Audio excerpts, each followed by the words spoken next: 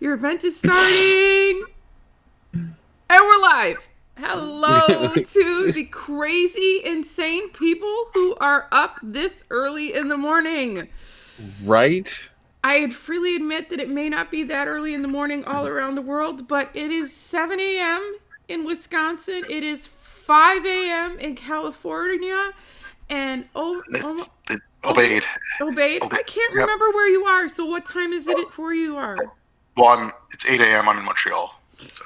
Oh, Montreal is beautiful. I need to go visit there again. You're in Montreal? Yep. Oh, what a lovely place. You probably don't think of it that way because you live there. I know. I actually do like it. Okay, I've technically lived here pretty much my whole life, except for a few years when I lived in Vancouver. But from 2002 up until October of last year, I was either working overseas or I was, and then up until October of last year, I worked in Northern Canada for 4 years. So like in remote fly-in only communities. So technically I haven't been in Montreal for a long time. Instead of only being back about a year now. Mm. So coming back every time because I go away, I love it. There's like so many things like I want to do, and it's weird like going and then coming back. None of the places that I knew were, it keeps changing. So you see that evolution because you're only coming back every couple of years or something, and it's just like, I remember this place. What happened to it? and I start feeling older and older because like none of the places I used to go when I was a kid are around. Yeah, that happens to hometowns, wherever you grew up, Yeah, no. So I,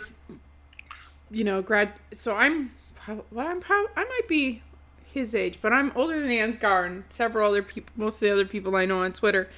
But like when I went away to college, I only went a couple hours away, and then I was not intending to move back to my part of Wisconsin, but of course that's where the job was. And the job is wonderful, so I ended up staying here. But yeah, even though I'd been home and back, it still felt different. And now I look back, and I've been back for 15 years now, and I look at what the city looked like 15 years ago to now, and I'm like, wow, it's completely different. It's awesome. This is why we need to get you here, Ansgard, because this town is growing. We just built a whole brand new hospital. It's awesome. That is awesome. I mean, I've lived in California all my life, different parts of California, and I honestly, the more I think about California and what it's become over the years, the more I'm eager to get out. I mean, really, and it has nothing to do with like laws or any bullshit like that. It's honestly the economics. It's just so like soul-crushingly expensive. Yeah, no. So this is my love-hate relationship with California because I have considered moving out there once in a while just because I had friends out there. But it's a beautiful state. Oh, it's a beautiful state. It has going for it so much politically. It's not perfect. There's no such thing as perfect with politics. No. But compared to some of the politics I put up here, it's awesome. Like they've come so far on things like marijuana and what's the program where parents can stay home after the baby's born? Oh yeah, maternity leave. Paid, and it's not just maternity leave. They have a paid family leave program in your guys' state. In Wisconsin, it's like not in California. And in Wisconsin, they tried. One of our representatives tried bringing that up. And people called her a communist. Like, you know what else we have in California, which is really cool? We have a gender-neutral, no-fault divorce system, which means, unlike many states, children don't automatically default to the mother in our state. See, and that's just smart. Yeah. Because that's just smart. Yeah, I mean, people think of California as this like kind of more feminist-y kind of place, but to be quite honest, we have some of the most egalitarian divorce and custody laws in the United States. It's an example from up here, and it's not 100% in line with what you're saying. But a buddy of mine and his wife split up. They had kids. she had a better job than he did, and he's like, okay, she can provide better for them. So he's like, you keep them. He went over every day, looked after them after school because his job allowed him to do that. He provided whatever money he could. He's like, I'm not gonna, like, you're my kids. I'm gonna give as much as I can. Now, if they'd gone through the court system, she would have probably got them anyways, and he would have probably had a harder time seeing his kids. In about 3 or 4 years, one night there's a knock on his door. He answers his door, and it's his daughters, and they're like, she's gone insane. We can't live with her anymore. Oh, no. And apparently she was like, her health was deteriorating. She was starting to drink. Finally, like, she got diagnosed with borderline personality disorder. Like, all that kind of stuff happened. So yeah, I mean, if they hadn't done something amicably, because they wanted to, they hated each other, but they wanted to keep something good for the kids, so they did that. But if they'd gone through the courts because of his situation and hers, he would have probably lost a lot of race. Yeah, no, it's when it can be done amicably and well, it's so much better. So Yeah. I'm always impressed by those people.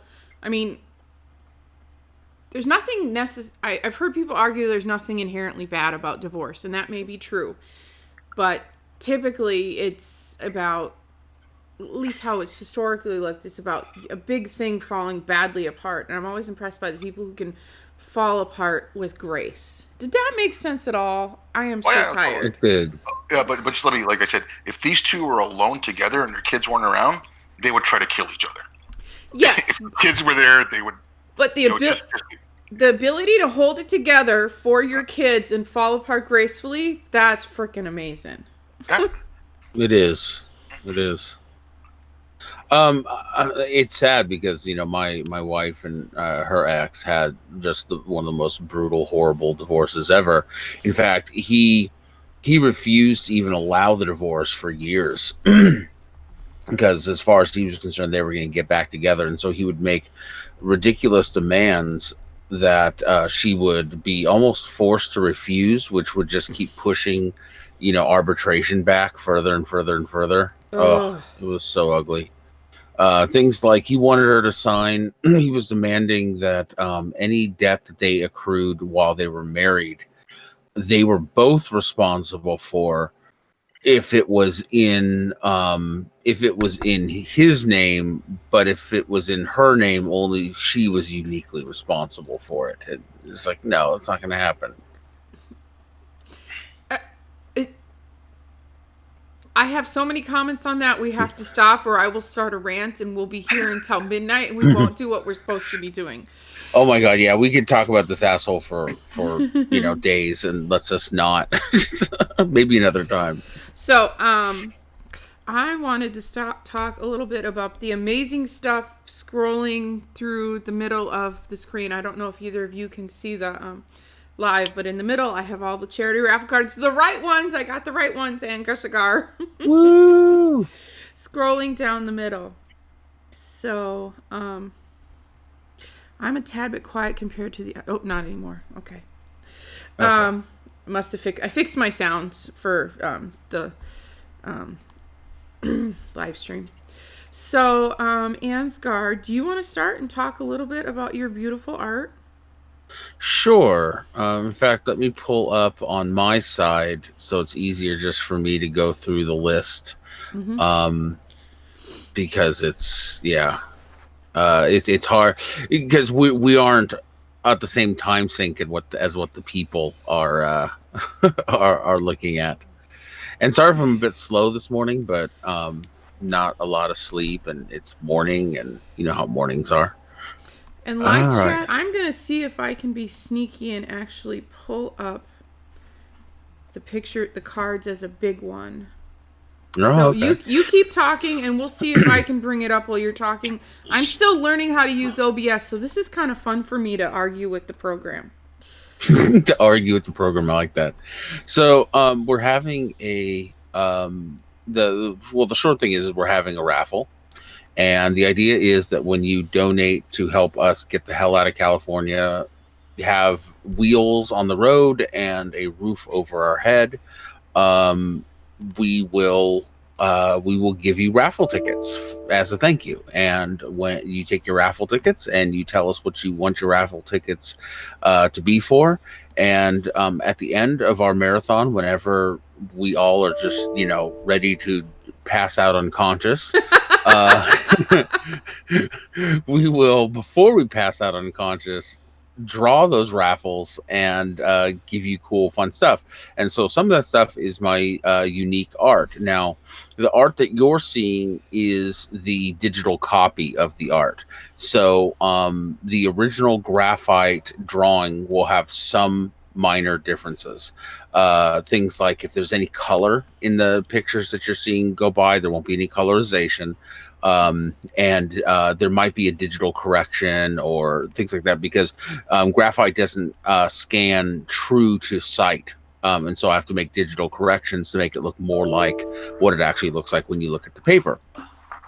So it should be pretty close, but there might be some differences. But yes, it'll be the original raw graphite art of the pictures that you're seeing.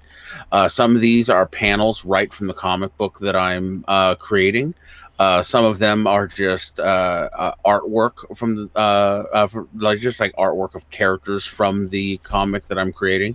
The first one is a not safe for work piece that will be uncensored when you get it, of a couple characters, Fire Blossom and Dragonfly, called First Kiss. The second one is another not safe for work that will be uncensored, great for a man cave or a bar or something like that, called Ale Time. It's a picture of one of our characters. I say our because my wife and I both equally developed these characters.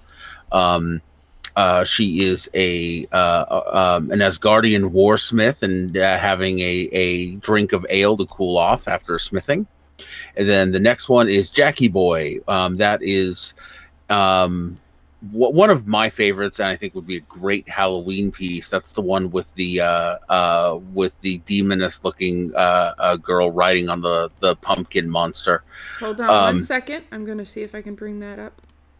There. Okay. Now, I figured it out. All right. Woohoo! Give me 1 second. I want to open up all the windows. Mm-hmm. Oops. I figured out how to do it, but now I just got to get everything open properly. So don't stop that. So I don't remember you telling me about Jackie Boy. Is he part of your... Mm-hmm.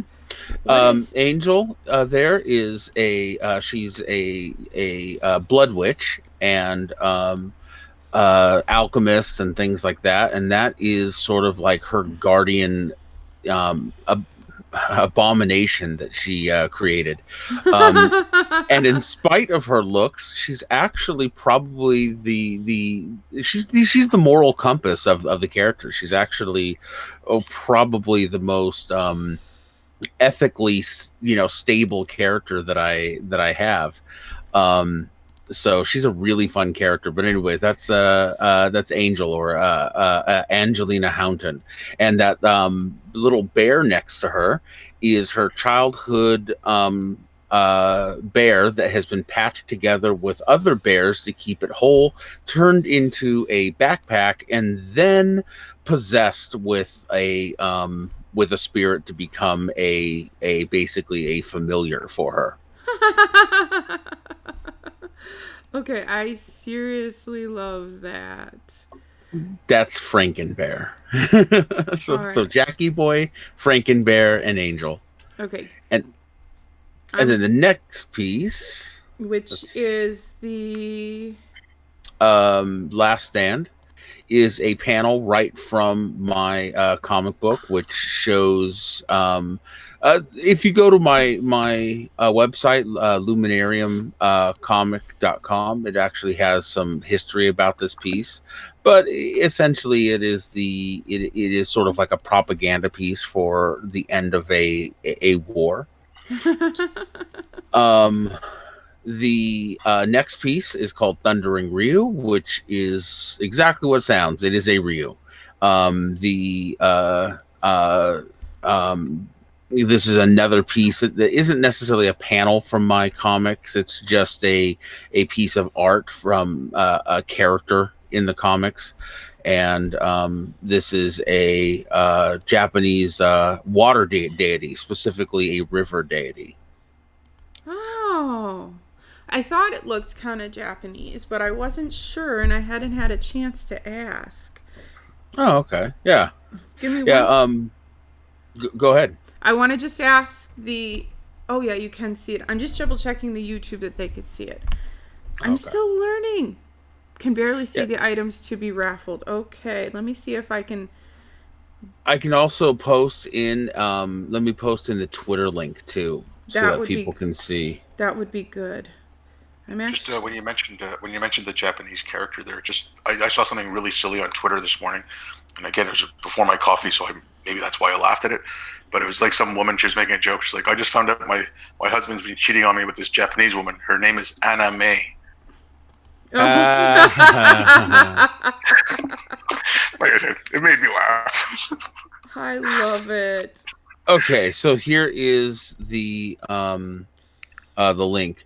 Where was I going? Oh yes, get back to my essentially the kami are like, almost like totemic spirits and gods in the Japanese pantheon. The Ryu are closely tied to water in general, and this one resides in, he's like the greatest of the river kami, and he resides at the top of Thunder Falls. And yes, he is does that water dragon have lightning? Yes. Essentially, the Ryu are symbols of both the destructive powers of nature and the giving and life-giving powers of nature. So absolutely. Let's see what's next. So the next one is, and we actually have someone who's actually put at least a couple raffle tickets on this one, I think. This is one of my, this is actually my wife's character that I draw. I do we both design characters, but I do the drawing. And this is Bethany, or Dragonfly, as she's called. And she's just looking bratty, and I just happen to like this bust. I really love this picture. It's just, I love this one. I don't know what it is about it, but I look at her and I'm like, that is a woman I could chat with over coffee or rum. Right? Right? And when we get there, you'll get to know some of these characters better, because I'm totally going to run a game in our universe, and it's going to be awesome. That sounds like so much fun. Okay, so this is Angel again before she came fully into her powers, and she grew up on the streets, and she learned very quickly that being making yourself look as crazy as possible is one way to get people not to fuck with you. So this is her before she came fully into her powers, and I just happen to really like this piece. And let's see what's next. Oh, so then we have an X-Files poster. This is an original signed and numbered X-Files poster. Hold on, let me find that so I can show the audience. Oh, okay. There it is. Awesome.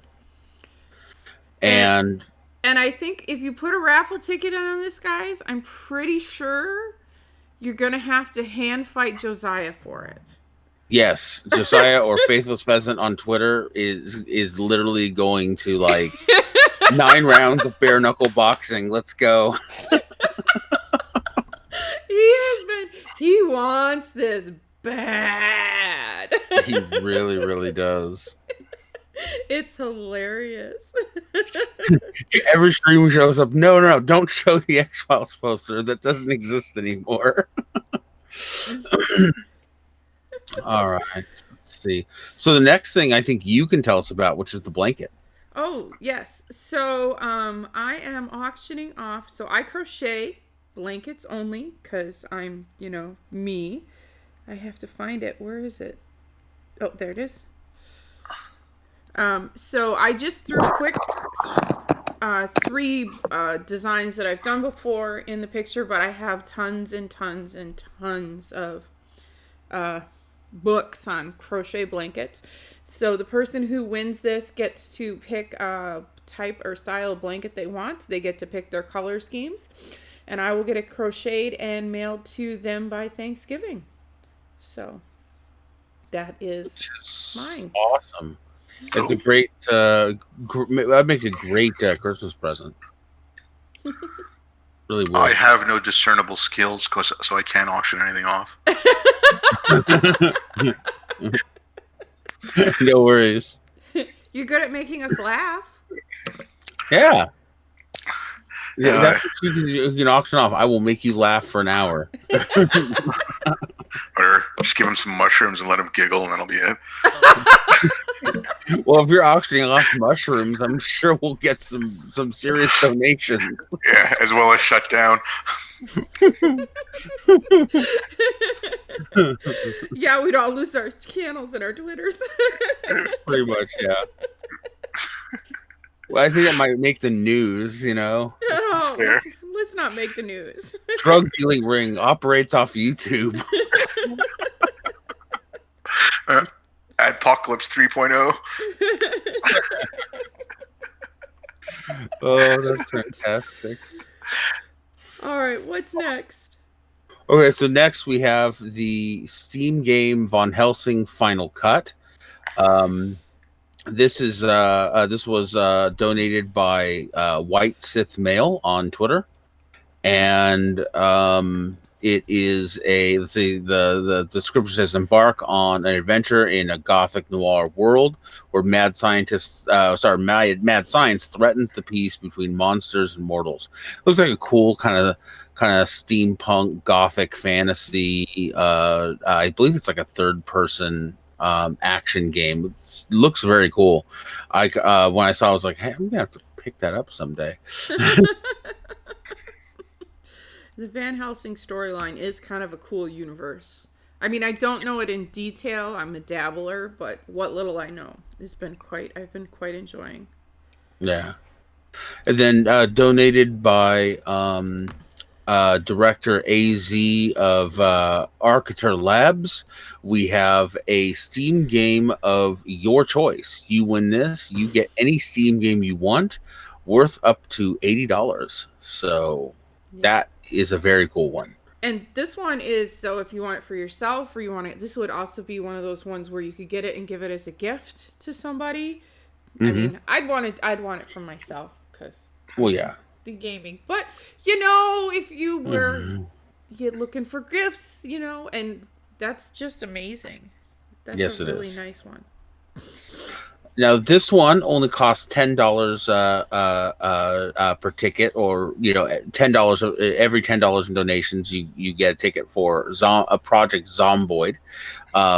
It's a little indie game on Steam where it's like a top-down zombie killer game where you try to destroy hordes of zombies and stuff like that, and apparently, it's they call it Project Zomboid is the ultimate zombie survival. Alone or in multiplayer, you loot, build, craft, fight, arm, and fish in a struggle to survive. So that should be fun. I have not played it. I have not seen it, but it does look fun, and it is one of the one item that you can get for just you can get tickets for just a $10 donation. So that's very cool. Well, and I was listening to Latrune. Latrune and I were chatting about it. She's the one who donated it. Oh, yes, that's right. And if you guys don't follow Latrune on Twitter, you should go follow her. She's awesome. She's awesome. She's funny, and she's a storyteller, which I find I get addicted to people who tell stories. And she was talking about this game, and again, it's another one that was just like listening to a story, so it's addicting. I'm crazy, can you tell? Yes, but you're the fun kind of crazy. All right, so up next is Resident Evil 2 Deluxe Edition. So you get it with all the extra goodies and stuff like that. And if you don't know what Resident Evil 2 is, then we're probably not going to sell you on why you want this game. To be quite honest, I mean, it's Resident Evil. Enough said. Resident Evil 2 and the Deluxe Edition, which means you get all the cool extra goodies.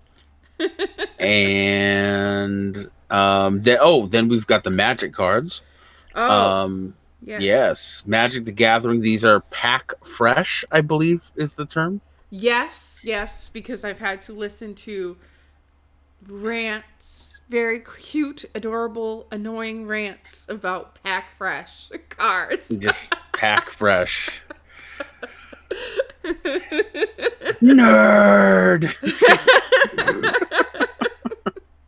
Sorry, chat. So these were donated by Alucard, who's my partner, and he really likes Magic the Gathering. And the poor man, he's tried to teach me, and I can't get into it. But he's funny to listen to hear talk about it.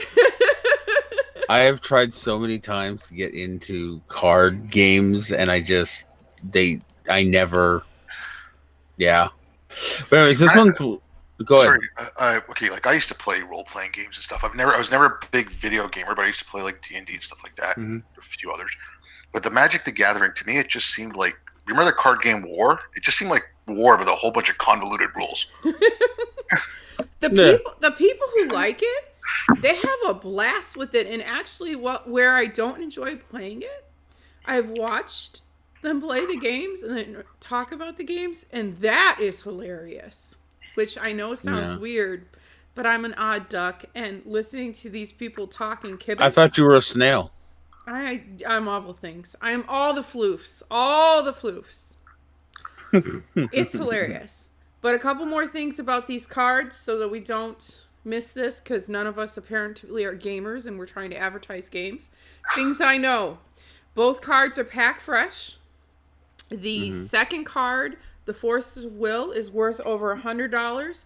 The first card, which I know one of the people who's donated specifically for that card wants it really, really, really, really bad. The Liliana is worth almost $90. Apparently, they are very good cards to have in the game as well, just judging by the chit chat I've heard about them. So if you are a gamer and want to put Raffle on these cards, or if you're a person who knows a gamer and needs a gift, this might be the gift for them. So. I completely agree. We need to have you in all the streams describing all the things, because you're really good at this. I have, unfortunately, because I live in America and we have no healthcare system. We have a healthcare system. We have no funding for said system. I've had relatives with cancer, and we've had to do in real life fundraisers. And one of the things we commonly do is raffles. And my father can do patter like nobody's business. I don't have it the way my father and my sister do, but I have picked up a little bit of it. Patter is a thing. It's a skill. All right. What's up next? Okay, so that was Liliana the Veil. The next one, of course, is the Force of Will, which we talked about. That's the one worth over $100. Yes. And then we have a homemade. It's like a puzzle. We Rubik's don't need Cube. to talk about that. We don't need to talk about that piece. No. We don't need to talk about the Rubik's Cube? No. We don't need to talk about that piece. That piece is all. It doesn't. You know, I'm kind of with Josiah on this. We don't need to talk about all the pieces. Anyway, can you tweet out each raffle item individually? Sure. You would like me to tweet each one out individually? Yeah, I could do that. Give me a second, and I will absolutely do that. So, what this homemade puzzle piece is I don't know if everybody in the live stream remembers, but we had Squirrelcifer was an atheist. He was a sarcastic ass, but he was funny and kind, who passed away earlier this year. But he was kind of a handy craftsman, and he made this very interesting Rubik's Cube all by himself. And those are actually it took me a minute to figure out, but the little brown blobs you can see on the white pieces, if you zoom in on those, which you can obviously on the picture I sent you, that is actually his squirrel design. And I'm afraid I'm like Josiah, I've donated tickets towards this one, and I'm hoping to get lucky and get it. Just as a memory piece, and also because I'm kind of a Rubik's Cube addict. And this looks like one of the evil ones that may take me forever to actually solve. She's like, no, don't donate. It doesn't exist. Exactly. It doesn't exist. Pay no attention to the Rubik's Cube you see before you. Yes. So his lovely wife donated that to the raffle. So that's awesome. All right. Well, you work on the Twitter thread that they asked for. I think the next piece, is that the last piece up? I believe that is the last piece. Let me make sure. Yes, that is the last piece. Okay. Then we have the music thing. Music thing? So, someone donated. I'll have to look on Twitter again. It's I think Darth Calculus donated. Oh yes. Yes. For the high now, Kylie Bear will cut you if you try to get this from her. It is a full suite of custom music for a YouTuber for their channel. We're talking an intro,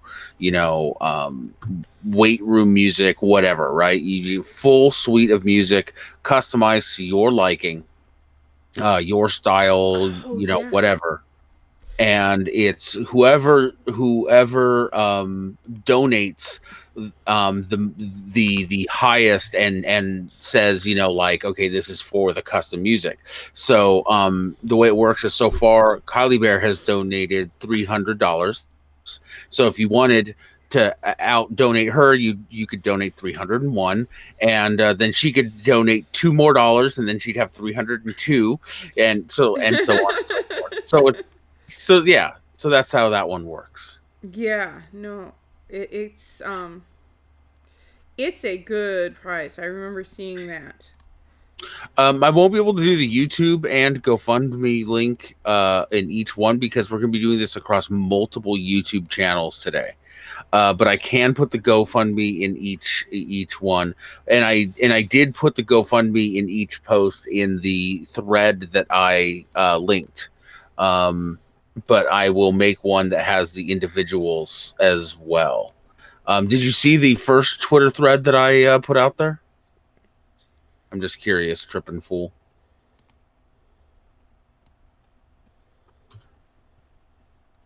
I'm curious if that would help you, because I grouped them into posts. You can see each individual one. Just in case, I'm going to go ahead and do this. And yes, live stream, I am moving stuff around on the screen as we talk. I'm very unprofessional like that way.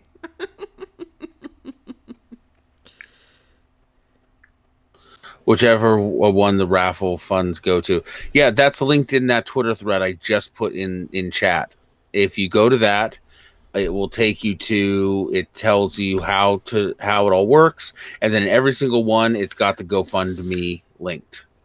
All you do is you leave a comment with the code that's on the flyer with your donation. So if you want to put in a $50 donation, you want 2 raffle tickets for two different things, you could say, you could put in both codes, or if you just put in one code, we'll assume you're getting 2 tickets for that same thing. Yeah. And if you and if you're like me and GoFundMe hates you, I don't know why I've never been able to donate on GoFundMe. It doesn't like my account set up or somehow. You can also do the same thing on PayPal, and then I just messaged Ansgar with my codes. Yes, you can just send me a DM with the codes. Is that thread that I just linked working for you, Trippin'?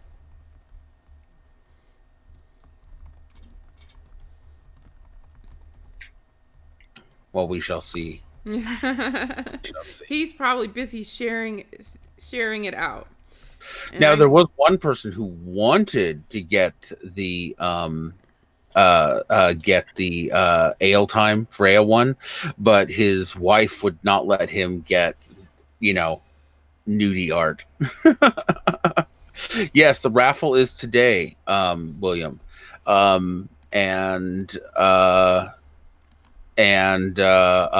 we're not sure when. It depends on when we run out of YouTubers to continue the marathon. And the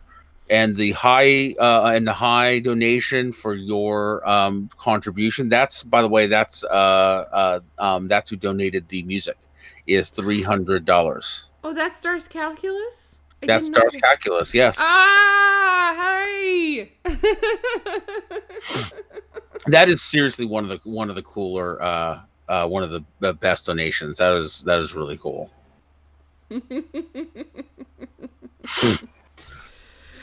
All right. So, well, we haven't been letting Mr. Montreal speak very much. Oh, it's fine. I'm not fully awake yet.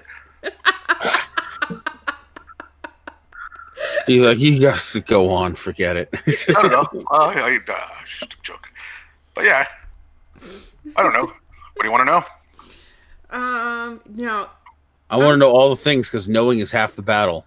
Oh, ouch, groan. Haha. I want to know, so I don't know how well you know me, but I'm from Wisconsin. And so, of course, I go fishing in Canada. And I love those remote fishing things. How far north did you go on your remotes when you were working way out in the middle of nowhere? Okay, so I was not like fly in, fly out. I was living up there, and it's northern Quebec, so it's not. Northern Quebec is still pretty north, but I was closer to the Arctic Circle than I was to Montreal. So I was I was like 580 miles south of the Arctic Circle, and I was about 1,000 miles north of Montreal. Oh wow! Yeah. Oh, I used to fish up there all the time. Like, okay, so the way the fishing worked was, for trout, you had basically 16 pounds of trout a day, so roughly about 8 trout, because they're fairly decent size up there. And for salmon, you could do you got 7 tickets a season, unless you were Inuit, right? If you were Inuit, you could do whatever you could fish as much as you want. But if you weren't Inuit, you got 7 tickets, and each ticket was good for a salmon that was 2 feet 1 inch long. So if it was 2 feet 1 inch, you could get 2 of them with 1 ticket. If it was more than 2 feet 1 inch, you could only get 1. So you could get about 14 salmon a season. I mean, my freezer was packed with fish all the time. I would catch my limit on trout, within a couple hours. I loved it. I mean, living up north was great for that. Like, I like camping, I like fishing, I like hiking. I had a telescope up there. I used to stargaze. I'd see the northern lights like 3 nights a week, especially in the winter, sometimes 4. So that was all awesome. I got tired of the isolation though. So it was completely isolated. If I wanted to leave there, I had to take a plane. A flight from there to Montreal, which is roughly about the same distance as it's like about flying to Chicago. It's 2 hours, a little over 2 hours in a jet. It's $2,500. Oof. Wow. Yeah. Like, last summer, I have family in India. I flew to India. It was cheaper for me to fly from Montreal to India than it is from Montreal up north. Go figure. But I mean, like, up north was great for that. I mean, I used to. I used to go. It's one of those things that I like visiting. I couldn't live there. So let's see. I've gone trout fishing once or twice. I've never actually gone salmon fishing. Mostly what I fish is walleye, because I'm addicted to walleye.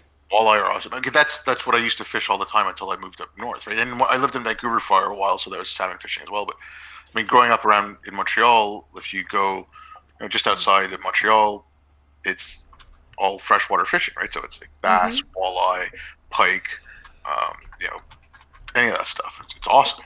Yeah, I like fishing pike for the laugh. I don't like eating pike. It's too much work. Oh yeah, I know. pike's fun to catch because it's it puts up a fight. Just like and if you catch a muskie, that's awesome. But. Oh, I accidentally. So I was walleye fishing once with. So my family loves walleye fishing, and we go out on just a little 15, 16-foot fisher boat.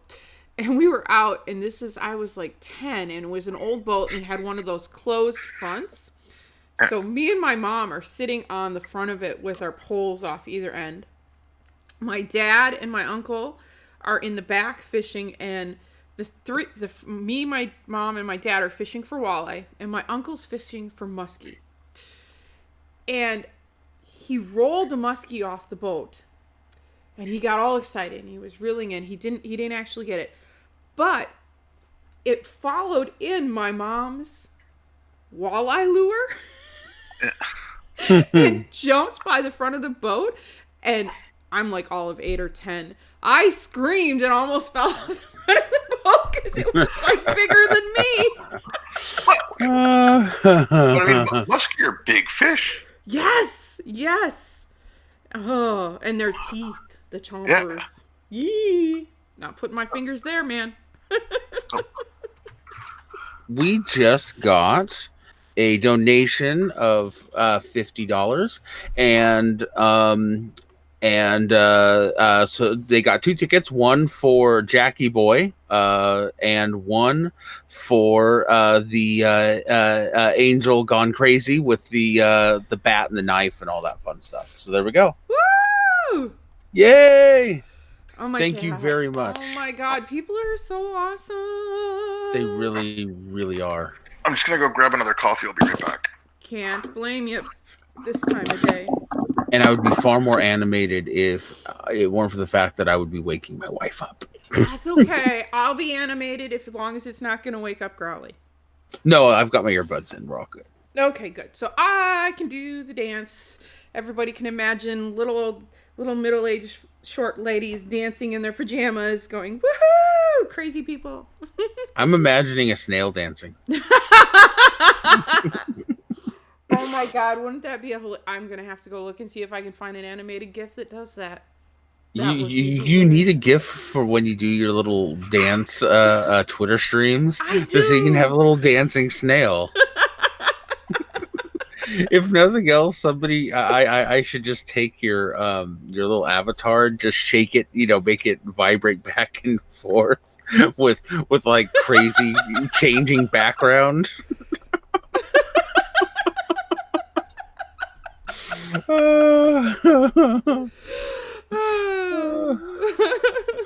Oh man. Oh my gosh, we're crazy. Excessively crazy. Yeah. Well, see, you have an excuse. You haven't slept basically in 3 days, if I'm counting right. I mean, I've napped here and there, but sleep? Not so much. See, my assumption is once this is all over, you and Growly should crash and cuddle for like all of day tomorrow. Oh yeah. And I talked to Nick, co-host on In Time, and he agrees that we're taking Tuesday off. We're taking Tuesday off. We're going to recuperate. It's been a stressful week, and then now the week has been going good. We've been hanging out with amazing people, but the start of this week was just awful, and so yeah, we need the break. We need time to recuperate, and we need time to even be able to make a quality show. Yeah. No, you need a sanity break. So totally. So on the earlier in the week was awful thing. So I know I've been the positive. So for people who don't know, because I don't think there's probably anybody in the chat who doesn't know, but Growly and I'm sorry, Lavender Ladies made a comment in the live chat that distracted me, and it's funny.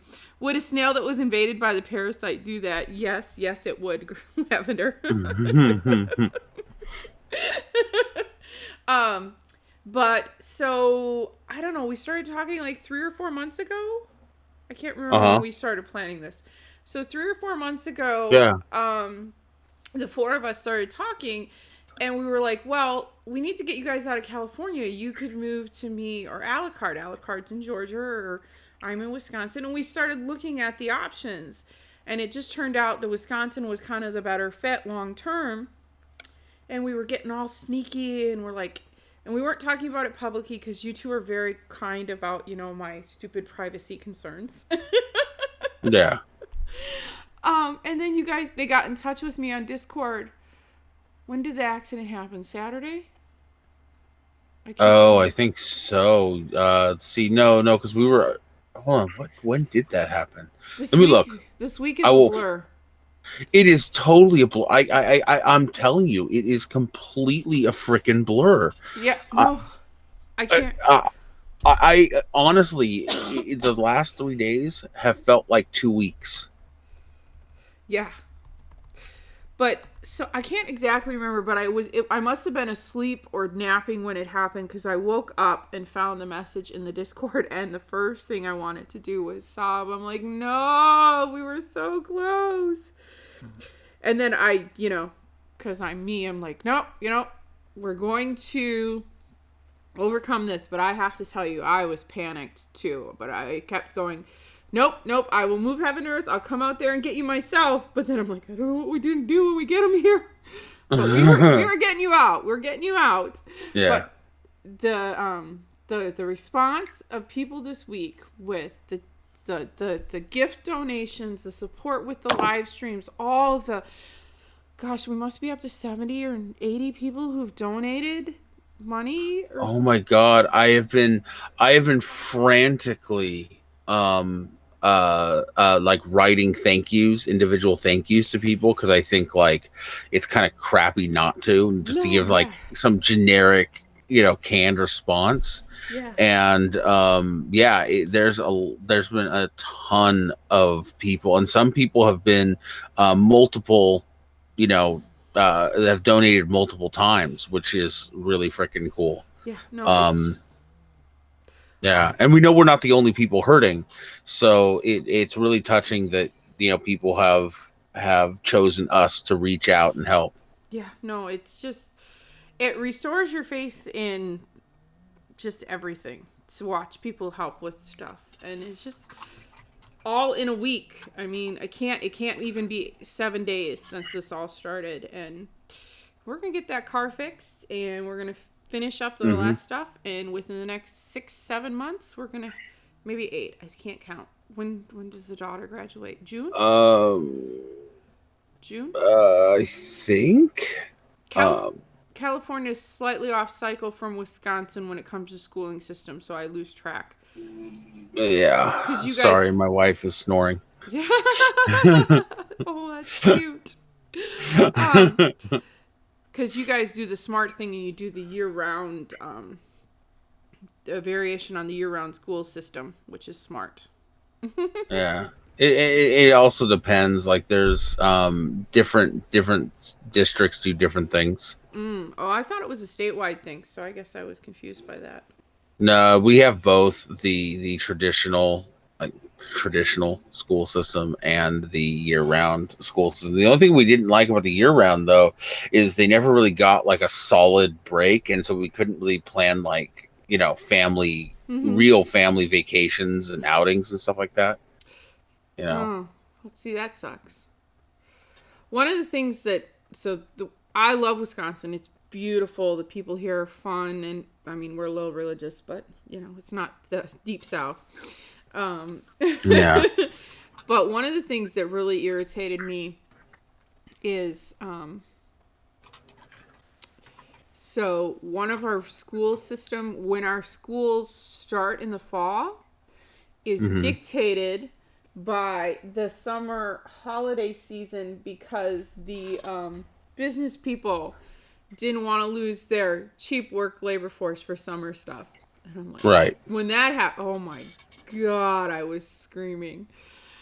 They still get decent educations, and they go, but it was like, seriously, we can't start school in the fall until after, I can't remember the exact date they picked, because you have to have your water parks open. Come on. Yeah. Man Squatch says each school district does their own schedule. A statewide system would make sense. So naturally, we don't do it. Okay, you're talking about the government, man. Like, seriously. Right. There's a right way, the wrong way, and the government way, which is the wrong way. Well, but that's just the wrong way, only faster, right? Right. Like, it's... No, actually, the government way is the long way, only slower. Okay, it's slower to get to what you want to get to, but it's fucked up faster. Yeah, it goes wrong way faster, but it's going to take you longer to get what you want. So on that, so you said you work for the government, right? Is that right? Okay, yeah. So up north in northern Quebec, there's 14 communities, and there's a government that works for them that does kind of like what a municipal government do. But these communities, I lived in the largest one that was 2,500 people. I mean, they had the smallest one was about 150. Mm-hmm. So after 2,500, the next big one was 1,500. So these are small communities, so they can't really have a municipal government of their own. But because it's Inuit communities, there's a thing called the James Bay Agreement. They're kind of semi-autonomous. So they do some of the stuff the federal and provincial governments would do. So I worked for them, and the department I worked for, I managed the department that ran the internet services for those communities. Okay.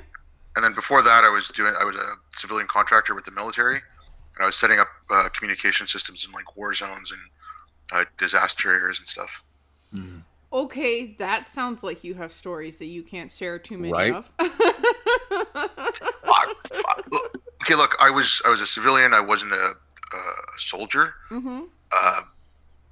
The only reason we've got some stories because I was there. I did it for a long time. Like a guy who goes as a contractor and does 1 year and then leaves. He might leave base once or twice, if that. Mm-hmm. And if you don't leave the base, you're not going to see much. It's only what's on the base, which gets really boring. Some of the stuff I don't like talking about because it's pretty rude, and I saw some really horrific things, and I just don't like thinking about it. But for the most part, okay, if you're not on the front lines, war zones are boring. We would spend most of our time trying to figure out things to do. We would play pranks on each other. I mean, just stupid little things, right? Someone goes in the shower, so you get 6 guys to walk in and all flush the toilets at one time, so you get scolded. I mean, but like that. That's just like you're so bored. You're looking for something to do. If you're not on a frontline base, like war zones are quiet and boring, and it's just. I would prefer, yeah. You prefer the quiet. You don't, because when it gets exciting, it's something's happening, right? But you're there for. I was in Afghanistan off and on. So between 2005 to 2013, I was there off and on for 7 years, or close to 7 years, 6.5. I worked there, then I go take another contract, go somewhere else, come back. I was in Bosnia, I was in Kosovo, I was in Sudan, and then I went to Haiti after the earthquake. Oh, oof.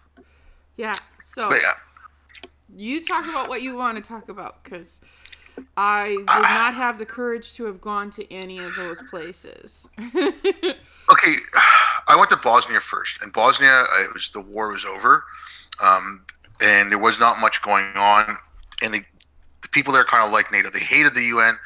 They liked NATO. They were pretty friendly towards us. The biggest danger in Bosnia was landmines. So anytime in Bosnia, we were allowed to leave the base in a civilian vehicle as long as we had a military shooter with us. And if we went, if we left the base and turned in one direction, we're going towards Croatia, so we didn't need any military shooter. If we turn in another direction, you're staying in Bosnia, you need a military shooter. But it got me prepared in some aspects of what I was going to see in Afghanistan, because I did Bosnia first, got used to living on a military base, got used to some of that stuff, got used to seeing people walk around with, the Canadian version of the M16. They took the M16, they worked around it, but tanks and armored vehicles and all that stuff. So when I got to Afghanistan, that was kind of familiar, because there were some people who came to Afghanistan and never done this before, and they're just completely freaked out. Because I was a little freaked out in Bosnia because said, it's completely foreign to you. But then when you get to Afghanistan, yes, it's the same, but it's a little bit more dangerous and obviously a lot dustier. Dust is hard on computer equipment. Oh, good Lord. I mean, we would, once a month, we'd go around with a compressor, and you could probably get like a little sandwich baggie full of sand and dust out of each computer, and you're doing that once a month. It was awful. Oh, man. Okay, I'll give you a stupid story of the bases, and it was just something really funny. All right, so there's a bunch of cats, feral cats, that live on the base. This was the ISAF headquarters, NATO headquarters in Kabul. And there was one cat, we called him Tiger. So from his head to his tip of his tail, he looked like one of those, I think they call them like coon cats or whatever. Like, it wasn't that furry, Maine but coon? it was big. It was big like that, but it didn't have like the big fur. And it was striped. That's why we called him Tiger. Now, the Afghan government gave NATO a bunch of gifts because they had these little gardens in the headquarters base. Getting off topic, but they gave them these gifts. One of the gifts was a pair of rabbits. And rabbits being rabbits had more rabbits. So they hired people. So they would let the rabbits go through the gardens, and they hired people to wrangle the rabbits whenever there was an event going on. So it was handover of command. So the Italian general being handed over to a British general. The Italian general gives his speech, blah, blah, blah, blah. I'd like to welcome General Richards. And, the British general gets up. They're about to shake hands. One of the rabbits wasn't put back in his cage by the handlers because they missed him. Tiger picked that moment to jump on the rabbit and tear it to bits in front of all the dignitaries, the press, everything, as they're about to do the change of command. I'm sure it wasn't funny at the time. Oh no, people laughed. I mean, okay, yes, it's brutal and all that, but it's animals, right? It's nature. It's not, and it was the timing. Oh my god. Oh, the timing was perfect. It was just too much. That is such a cat thing to do.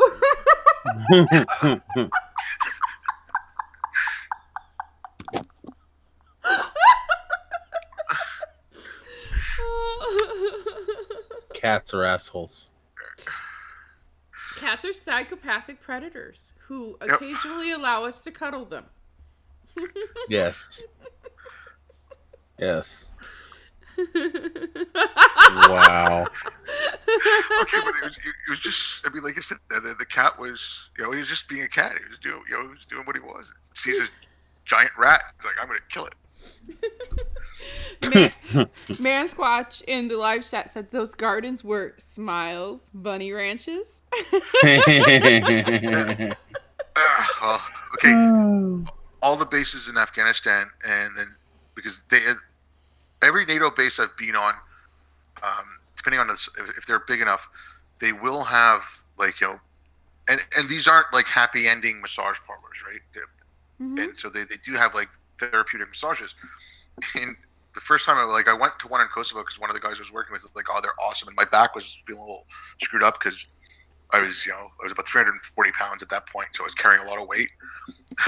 So I went, and when you walk in, there's a sign saying, if you ask for a happy ending, we're going to call the MPs. So you had all that on there. But like these gardens, though, I don't know why I brought that up, but these gardens it was so bizarre. You're in the middle of a war zone. Right outside the wall, there could be a car sitting with an explosive device or something. I mean, but you're in them, and there's this peaceful and tranquil. You're drinking cappuccinos and having biscotti in the middle of Kabul in a war zone. It was so bizarre. And then there was these rabbits, there were turtle doves. I'm trying to think what else they had in there. They had a water fountain. It was so screwed up. It was just so out of place. It's about because humans are crazy, and we're gonna try to make order in the middle of chaos anytime we can.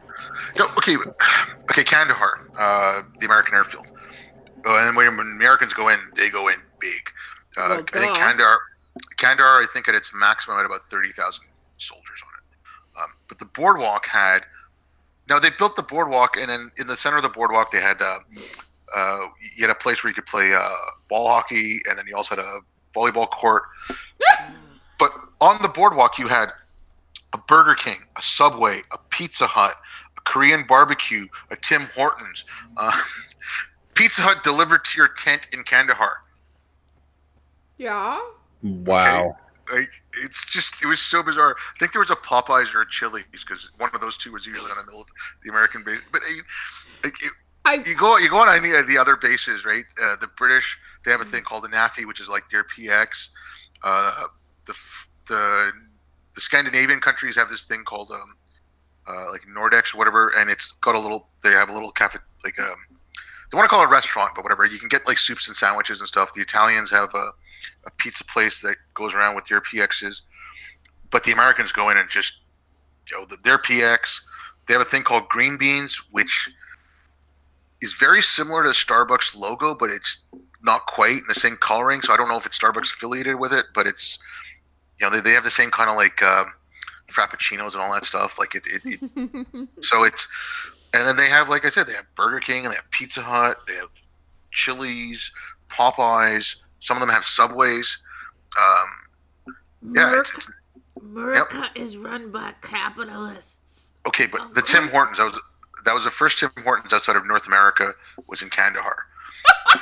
Now, when the Canadian general was the commander of Kandahar, there was a bunch of generators that were earmarked for different things. One of them was like another generator for the hospital, and not that the hospital doesn't need it. I think the general was a little silly here, but there's a power failure. The Tim Hortons shut down. Well, everything shut down because no power. And he took this generator that was earmarked for the hospital because he's like, oh, they've already got like 10. They don't need another one. We could get one in a couple of months or something like that. And he's like, the Tim Hortons is a morale thing for the soldiers. So he gave the generator to the Tim Hortons, so the Tim Hortons never lost power.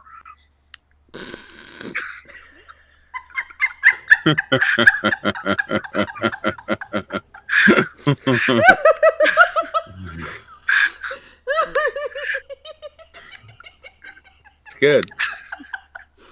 I love people. We are so screwed up. Okay, but after working with NATO, I came to the realization that NATO and the United States, whatever, didn't win the Cold War. The Russians lost it because the stuff I saw there, it's just you'd shake your head. Okay, like the air conditioning units now, like you don't have the thing in the window anymore. You can have like the little unit on the inside, bit on the outside. Then you've then you got a pipe that goes out to drain all the water out, the condensation water, right? Yes, I have two of those in my house. Okay, so normally they put those above the window, and the tube for all the overflow flows downwards because water flows downwards. British military engineers, and I'm kind of picking on the Brits, but these are the ones who did it. They put those units below the windows and put the pipe going up. Water flows down. No, but seriously, these are British military engineers. I mean, you rely on these that guys reminds to me of build the bridges pictures of the bathrooms where someone puts in the toilet but accidentally put in the toilet blocking the door, so the door can't be closed. So on that same story that you just were telling, so my dad was a civilian employee at our local military base.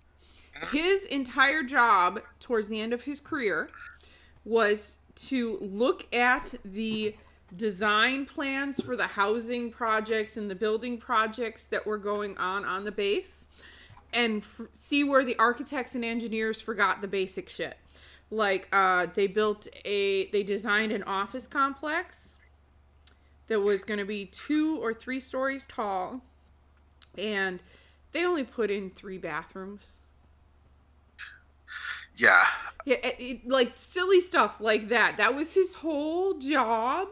I don't remember. He had a big, long title, but basically his whole job came down to making sure the smart people didn't forget the basic stupid stuff. The stories he tells are hilarious. All right, so like bases on active war zones, again, except for the Americans, because go big or go home, right?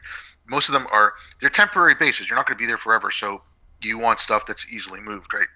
So use these tents called weather havens. They basically look like Kirby shelters, so they're like a semicircle, right? And they're big canvas tents, and some of the big ones can be, 30, 40 yards long. Like, they're huge.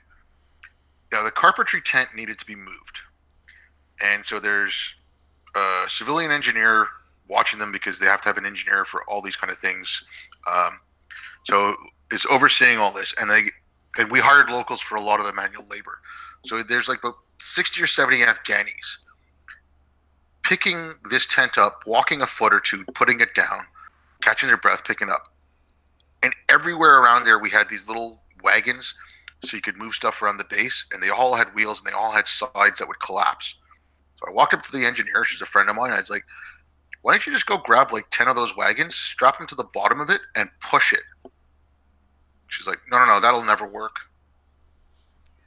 I'm like, come on.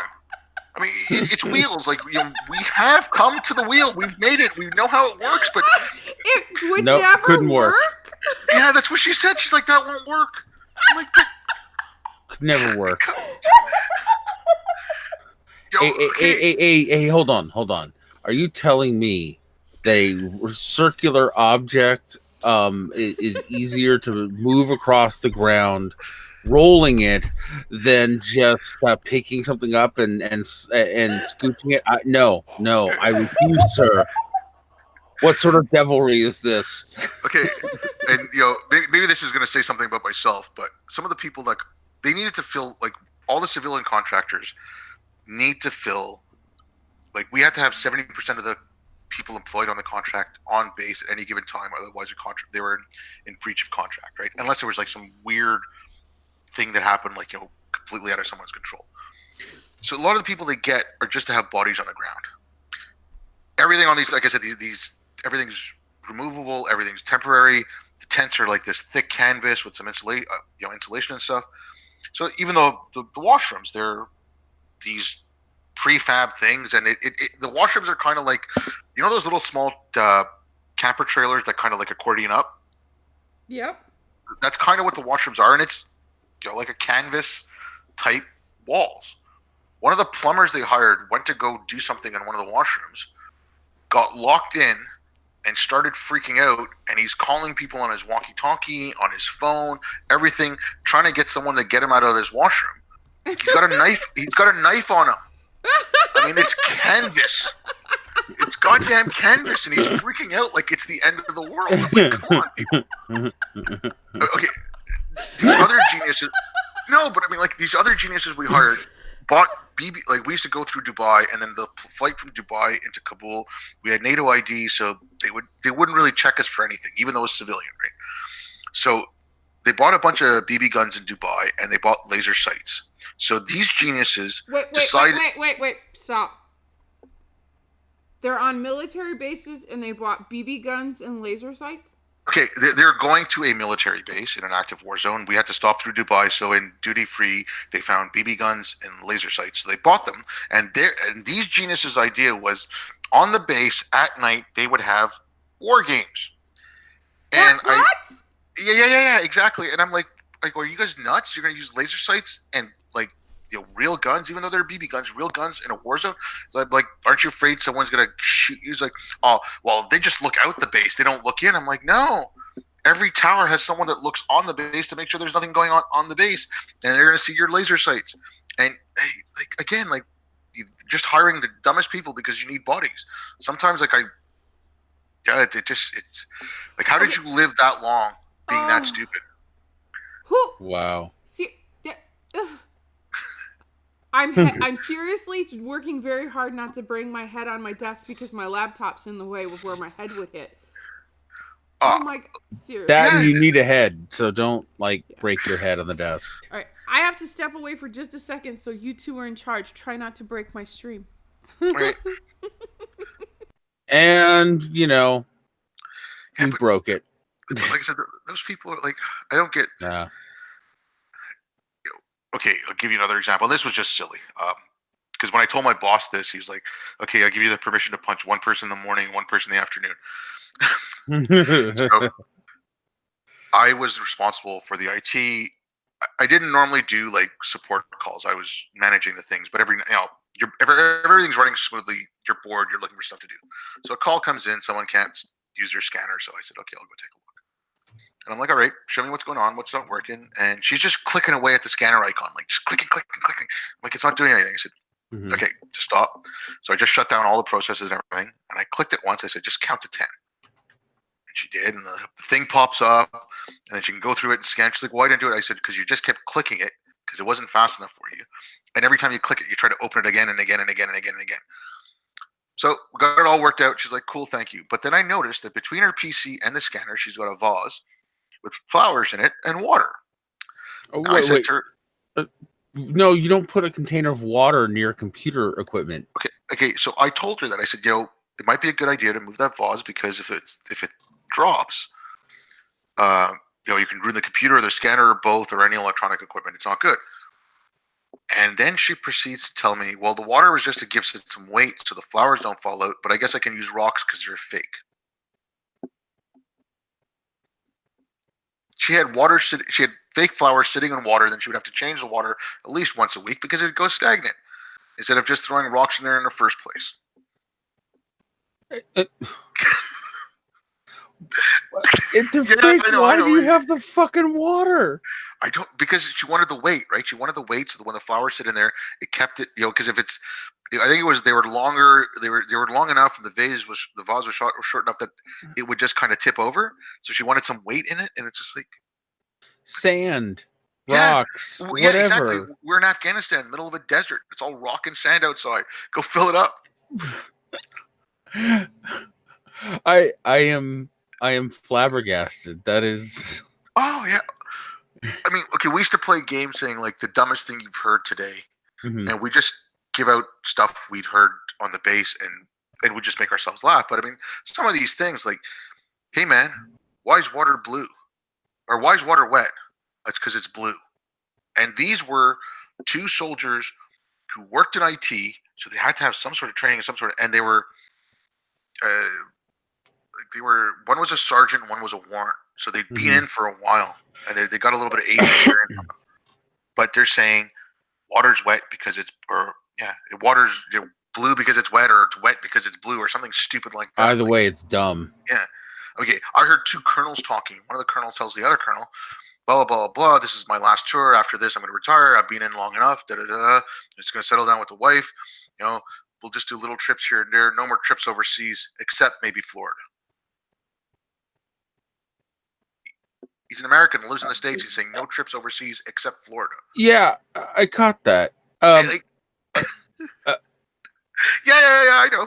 Go on. I mean, what sea exactly are you crossing, sir, to get to Florida? Okay. I mean, so 1 July in Afghanistan, midday, it's like 55 degrees. Get a call if there's an emergency. Can I run to the network center? So I head over there, try to figure out what happened. The civilian, so I was working for a civilian company that was contracted by NATO. NATO also has their own contractors that work on this stuff. So this NATO contractor comes running in, and there's this Canadian guy, and he's like just covered in sweat, and he's just like, bug him a little bit, like, oh, you can't clean up before you come to work and this and that, like, it's like, oh, well, I was just playing hockey, and then he stops. He's like, not ice hockey though. It's like, it's July in Kabul. We don't have a skating rink. Where did you think? Why did you think I was going to say? You don't have to specify ice hockey. Okay, one of the dumbest things that anyone's ever said to me was somebody actually walked up to me and said, "Hey, dude, when's the 4th of July?" I was like, "That's July 4th."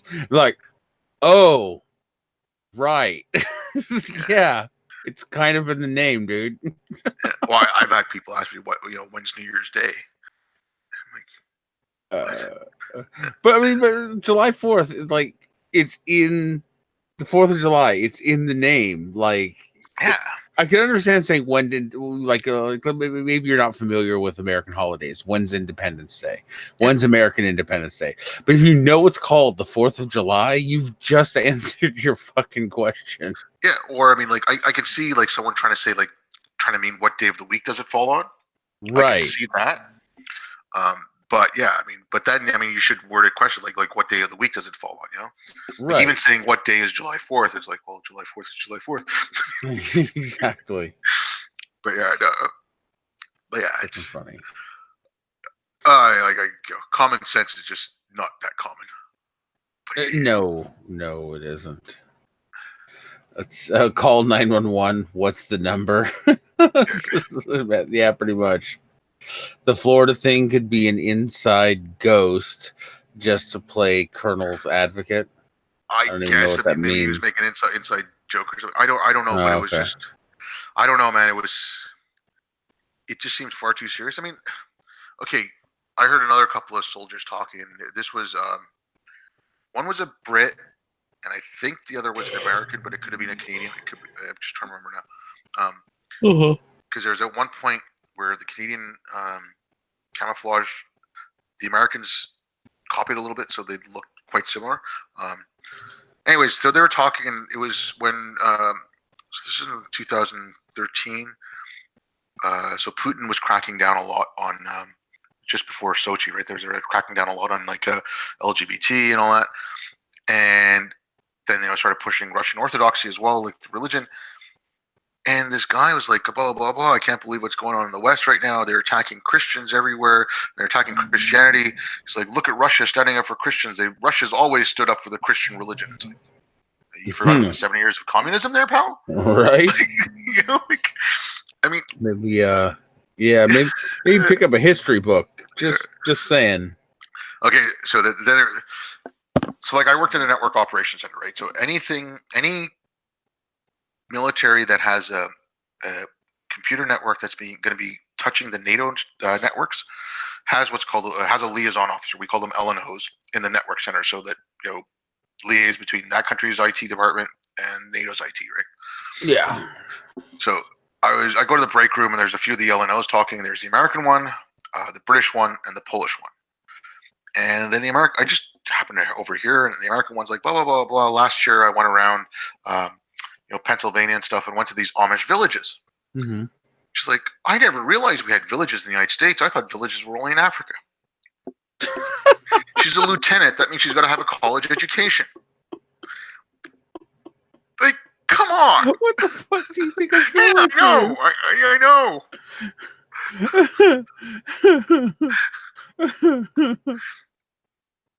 That's a good one. What the fuck do you think of villages? Seriously. No, but that's Oh, well, okay, yes. See, apparently every other country in the world, every other landmass in the world, cities just immediately popped into existence. They didn't have to grow from anything. Only in Africa do you have villages. Or she might have said places like Africa, so meaning like third world countries or something. I don't know, but still, it's like that's such a dumb thing to say. I mean, whoa! What? African just has villages? What did I miss? I've gone for like 5 minutes, guys. Okay, so we broke it. Yeah, so there's like I worked in the network center for NATO, right? So that's where we look after all the computer equipment, all the networks, and everything. So any military that touches that has to have a liaison officer. And I go to the break room, and there's the American, British, and Polish liaison officers talking. And the American one says, last year I went to visit an Amish village in Pennsylvania. I didn't realize we had villages in the United States. I thought they were only in Africa and places like that. I would have slapped her sideways just for the fun of it. Yeah, well, I would have got myself in trouble if I did that, got arrested and whatever. But she's a lieutenant. If you're a lieutenant, that means you went to university, you went to college. Okay, here's one. My mother was married to a woman. Now this woman was a 50-year-old woman who'd only ever been with women, right? So this is someone who should know female anatomy well. She's a 50-year-old lesbian.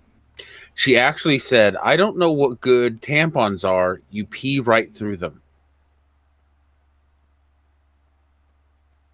I need a gun.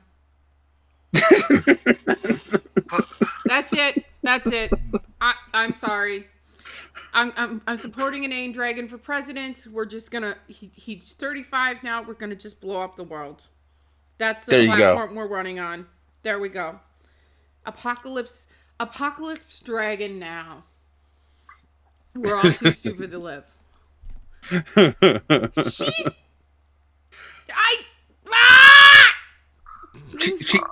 Yes, exactly. No, You just broke my brain. I freely admit it's really early in the morning, so it's easy to break, but seriously. people can't be. I mean, it just like again, I keep saying like when I run across someone like that, it's like, how did you live so long being that dumb? Like, it What I shouldn't don't be possible. like I can understand. Okay, so our sex education in America sucks, but you're a fucking lesbian. Not only do you have a vagina, but you spend like the majority of your sex life face deep in vagina. How do you not know the anatomy of a vagina? Yeah, My brain is broke. You broke my brain. You're welcome. You're welcome. No. Poor snail. she's gonna kill somebody. I'm gonna get to Wisconsin. She's be like, okay, I need a list. I need a list of the stupid, because we're gonna go and we're gonna have basic anatomy lessons with pictures and diagrams, and there will be pop tests, and I'm gonna get Tim from Twitter to help me write the tests because I like his teaching style. It's basically sit down, shut up, and learn. Oh, Tim is awesome, isn't he? Tim is awesome, and something tells me he knows the anatomy of a vagina. I would hope so. Yes. Yeah, my mom just looked at her like that. She just stared at her dumbfounded. And she's like, my teenage boy knows more about vaginas and you're a 50-year-old lesbian. What's wrong with you?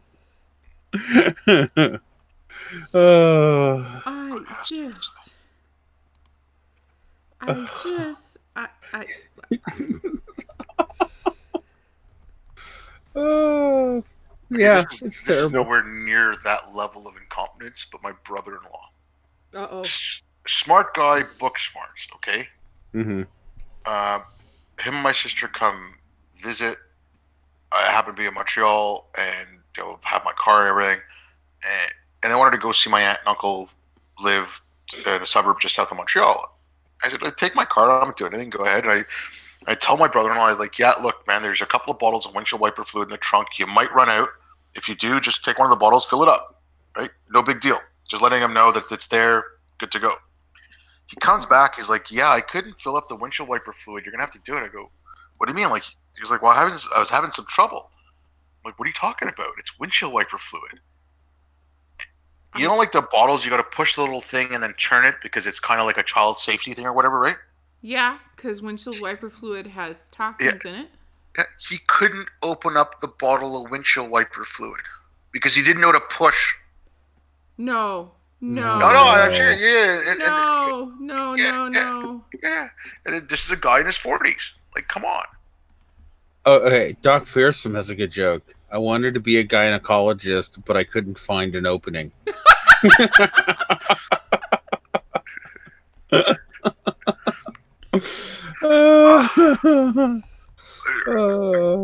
it reminded me of something. Lily Tomlin said this, and it stuck in my head, and I'd heard this so long ago, but it was just like, I always wanted to be somebody.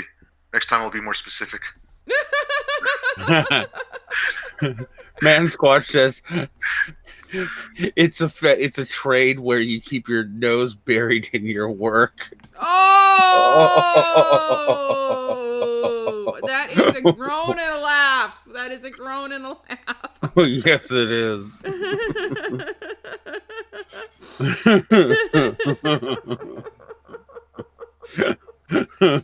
But dum.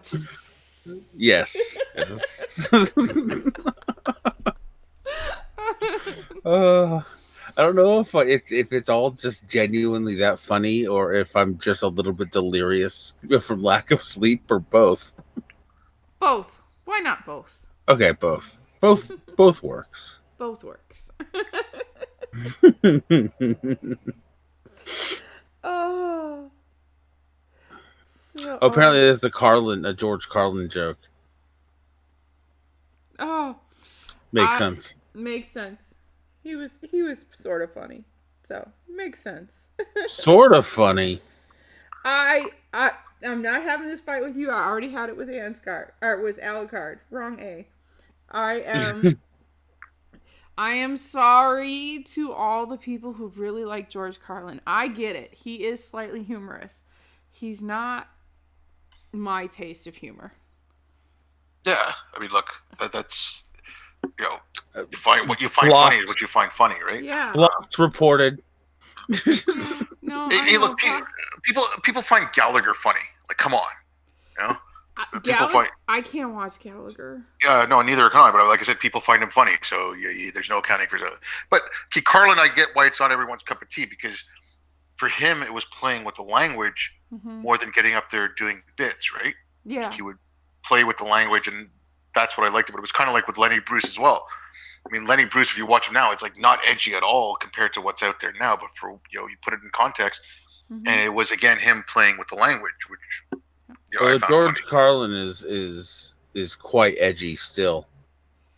Yeah, to some extent, yes. Let's see, who do I find funny? So, this is gonna do two things. It's gonna show my age, and it's gonna show where I come from. But I like Jeff Foxworthy because I am a redneck.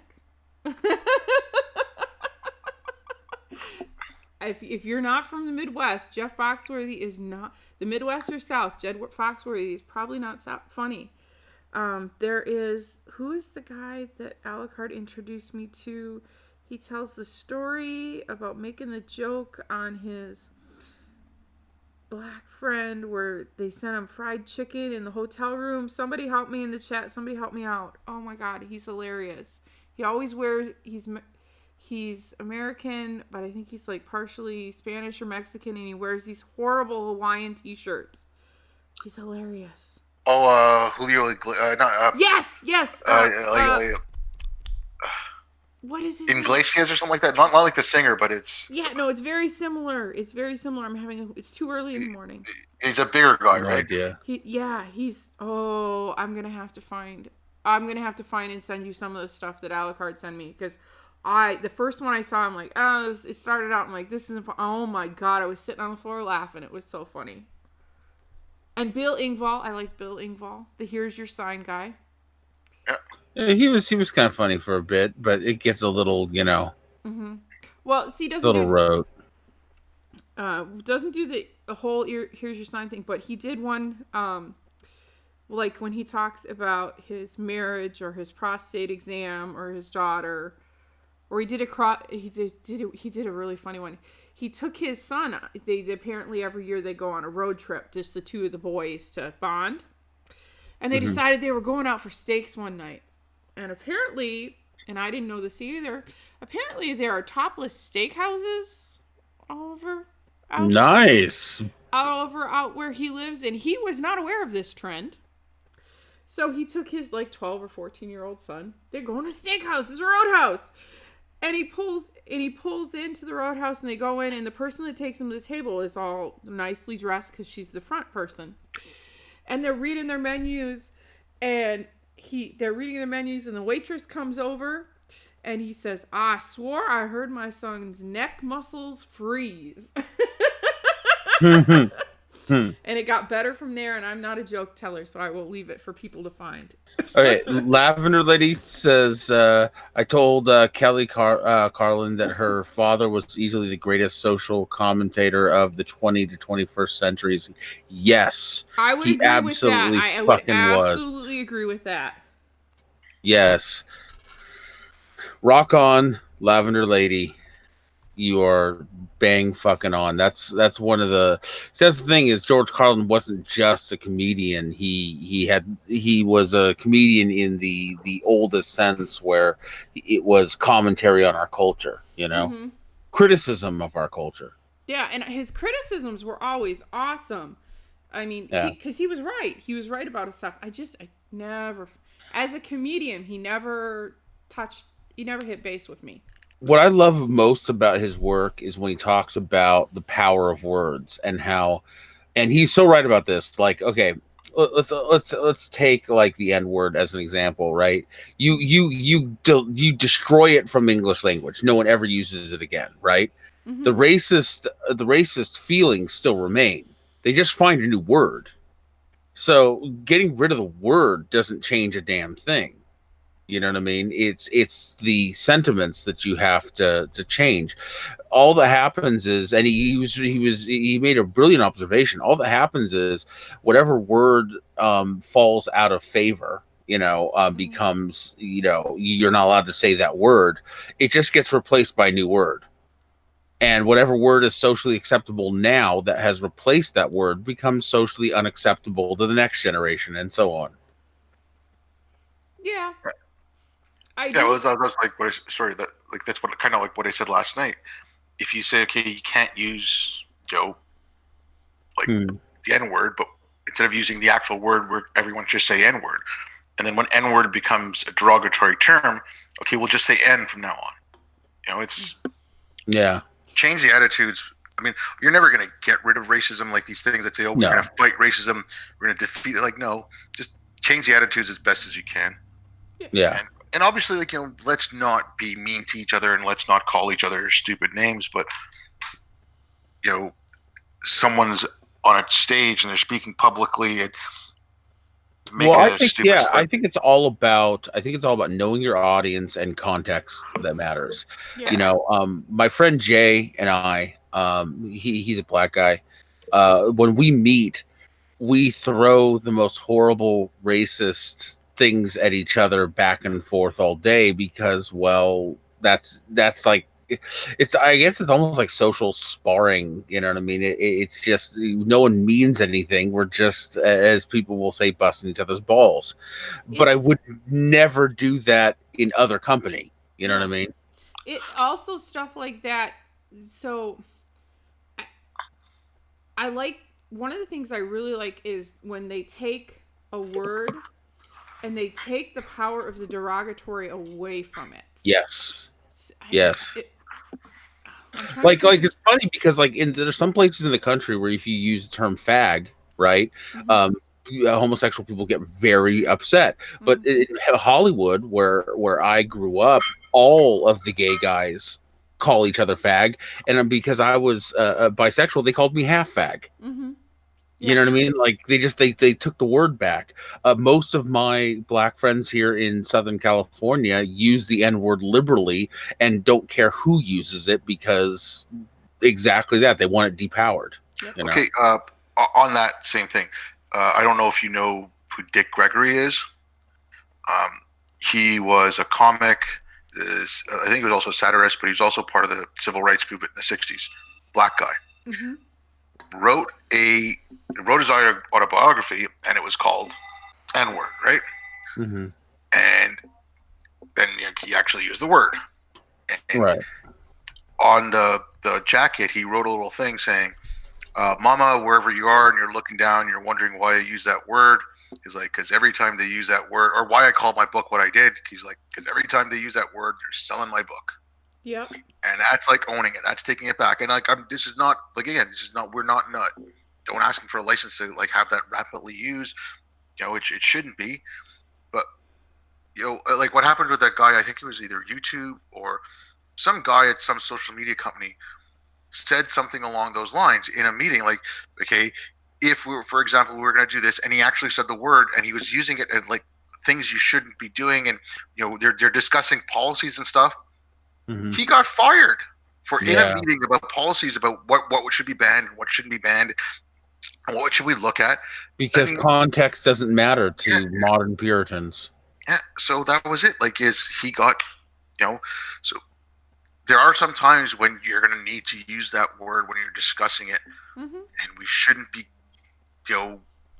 raked over the coals. Okay, again, recently, I can't remember what university it was, but she won the case.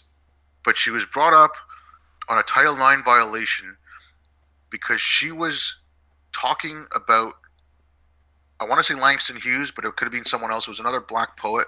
She was talking about something he wrote, and the title of it had the word Negro in it. And then a student complained saying she said the N-word. I'm sorry, but Negro is not the N-word. No. And she got brought up. She had to go up in front of a tribunal and had be assessed to see if she, but Wait, we're getting. it's Langston Hughes. Of course you used that word in context with Langston Hughes. Yeah, but I mean, no, but she was. I can't remember if it was Langston Hughes or someone else. I could look for the story, but it was a famous black poet from that period. Anybody in Langston Hughes' time period would have used that word because that was the appropriate word. Yeah, but and like I said, she was talking about a book or a poem or something, and it was in the title. So I mean, you can't talk about it without saying it, right? But like the thing is, if she had actually said N-word, that might be one thing, unless it's in the title. But to say that she said the N-word when she said Negro, it's I mean, you're just stretching that too far now. Oof. Anyway, but yeah. So, sorry that aside from Trudeau, this is another thing I get passionate about because I'm a huge free speech absolutist. Yeah, no, I'm with you there. My one rule for free speech is you cannot be inciting violence. Yes, or inciting criminal acts in general. Yeah. Yeah. I mean that's just it. Like that's where I put my limit. I like the limits set out by the First Amendment. I think there's some minor issues that need to be fixed up. But yeah, up until like the wording of it is like if you're immediate and an imminent threat of violence, then that's that's where it stops. And yes, I can agree with patching a conspiracy to go rob a bank or whatever, and, or you're convincing people to go break windows. So yeah, we're gonna. Well, you stand up on a pulpit and say, "Hey, everybody, let's go kill all the Jews." You are inciting violence. Yes. You know what I mean? Yeah, but that's just it. Yeah, so yeah, I perfectly, fine with those limits, but yeah. But I mean, like one of the things. Okay, and I love that you guys have the First Amendment. Like, I think your Constitution is one of the most amazing things.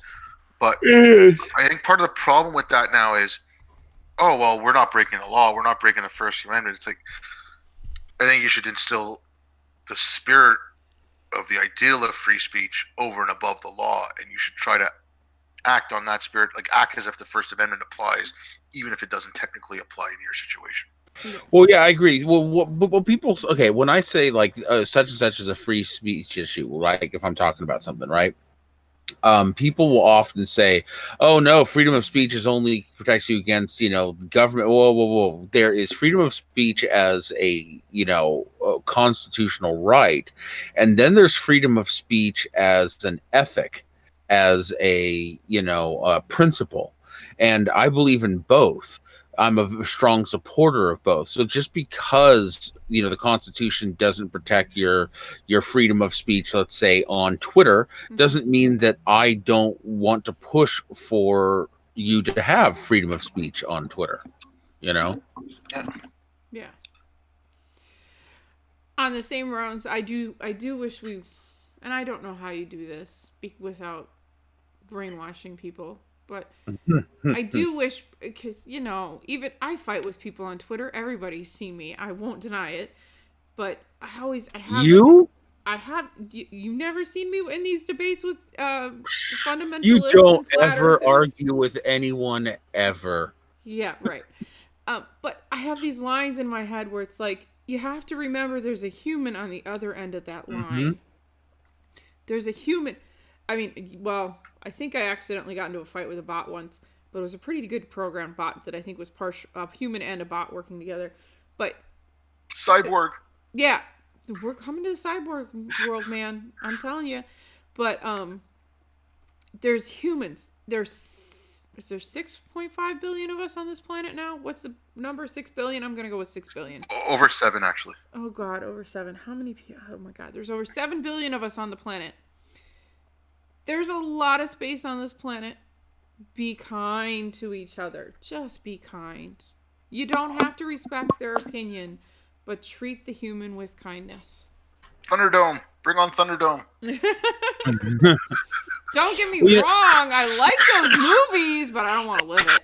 Well, I just wrote out a long thread, and let me see how I said it. Kind of going along exactly with what you just said, and because I have noticed that particularly in the atheist community right now, there's a group of people really that have decided that they're just going to go after one target after the next, and just do as much damage to them as people as possible, and it's terrible.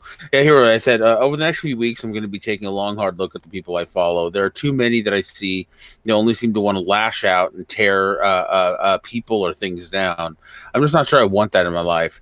There's some people I have true affection for, but following them just dumps fight after war after emotional or even financial carnage into my feed, and frankly, it's depressing.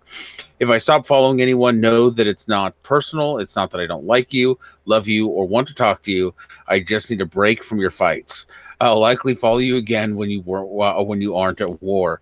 Everyone just try to remember, patrons aren't just numbers on a screen, and those avatars aren't just pictures in a bio. These are real human people, and their livelihoods you are in some case destroying. Even if you are right, ask yourself if it's worth it. Mm-hmm. Yeah. And I think one of the things people forget when people talk about the atheist community is, don't get me wrong, I've met a ton of people I really like on here, and I've heard other people say this too, but it's hard to be a community of people who are just like, well, I don't believe this one thing, and we all don't believe this one thing. It's like a community of a fairy talists. It's like you have to understand that just because we all agree on there is no God, or we cannot prove a God, depending on if you're an atheist or an atheist, agnostic atheist, I don't really care which. Oh, you're going to summon Steve McRae to start arguing over atheism and agnosticism. Oh, we've already had that argument, and I muted him. Because I don't care which definition you use. But I lost my train of thought. But we're all of it, that doesn't tell you anything about anyone's politics, about their personal beliefs, about their morals, about this, that, or 50,000 other things. No. And that's okay. True. You have to come to a point where it's like, it's okay not to agree on everything and still be friends with other people. There's a certain group right now. It's a whole swath. In fact, there's several of these groups that have gotten together that if you're not aligning with their tribe, they pick one target after the next and just burn them to the ground. I was talking with somebody in DMs the other day that because of one of these fights, I don't want to bring in who's and what's and whatever's, but he lost like half his patrons. Yeah. His livelihood is crushed because of this kind of shit. Yeah, but okay, here's the thing, right? So like, go back. I don't want to give an exact date because I'm going to get the date wrong. But when that Atheism Plus stuff started coming up, right? I wasn't around then, but I've heard about it. Okay, neither was I. I was overseas, and I was. But then I started hearing about it and looking into it. Okay, that's when you're bringing in. And see, here's like I'm going to say stuff, and people are going to like. That's when the truly woke stuff started coming into the atheism. And it's like, okay, like you said, we don't believe in gods. Right? But but then this also has to have this also has to have that, this also has, if you're having a conference about lack of belief, have the conference about lack of belief. They started bringing in all this woke stuff and started making everything. You'd spend, if it's a 8-hour long conference, you'd spend 7 hours talking about the rules of procedure of how to be woke, and then 1 hour on the conference, and it just killed it. Now, a lot of these things, again, it is because of that. It's like when the free thought blog started banning free thought. Yeah, but it was also like you're replacing the dogma of faith with the dogma of social justice, and you're turning that into your meaning making system. You're turning that into something that gives you purpose. And it's just you've gone from one dogma to another, and you're not, and you're acting the same way. You're not, like, okay, so you don't believe in talking snakes and blah blah blah blah, but you believe in another dogma that and you're just as rigid in that as you were in your other thing, and anyone who blasphemes against it has to be cast out. It's the same kind of thinking, it's the same kind of mentality. It's just you've changed your dogma to something else. It's new clicks. Yeah. All right. So I'm gonna stop this conversation because we're getting dark and sad, and this is not a dark and sad day because I can see sunshine out my window. Because, oh my God, it's almost 9 a.m. in the Central Time Zone. So, we've got, hi, White Cis Male. This is one, in our chat is one of the donors, White Cis Male. Everybody, thank White Cis Male, and thank you. Thank you for the donation. It really, really freaking means a lot. It really helps. So, awesome. So for anybody, I think everybody's who's watching's been here for a while, but if there's anybody new lurking in there, we are doing, all day. It's not going to be on this channel all day. It's going to flip channels eventually. We're doing ongoing live streams to advertise the charity raffle that's going on today to raise money to fix the Odinsons' car and get them moving again so they can come to Wisconsin. And you'll see scrolling on the screen all the things that are up for raffle. Because we need to get the hell out of California. Obin, Snail, Ansgar, are we superheroes? No, Wonder Lady, I am definitely not a superhero. And I think you're a superhero. That's because you're crazy, but we've already discussed this and you lost. Tripping Fool, no, I did not agree to this. Best. Okay. I did not agree with this. So one thing you're going to have to learn, Snail is always right. Except for when she's wrong. No, keep repeating this line. Snail is always right. Snail is always adorable. Okay, YouTube is crazy. So Doc Fearsome wrote a "Hey Faye" thing and it hit it. I had to make it show up. I don't understand. And yes, Growly is absolutely asleep. We're going to be taking shifts today since it's, a long one. So when I made sure that I was the one up in the mornings, she should get all of her sleep. She's going to be home all day because she had to do a bunch of medical procedures yesterday.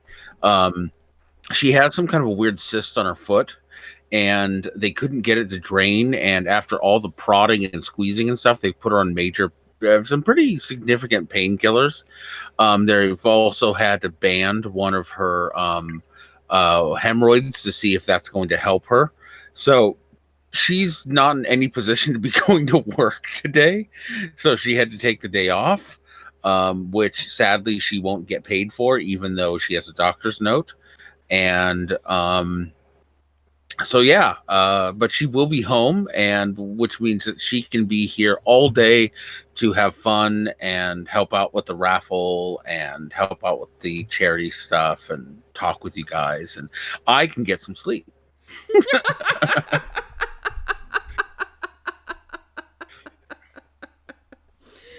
But I took the first one so she could sleep in today because,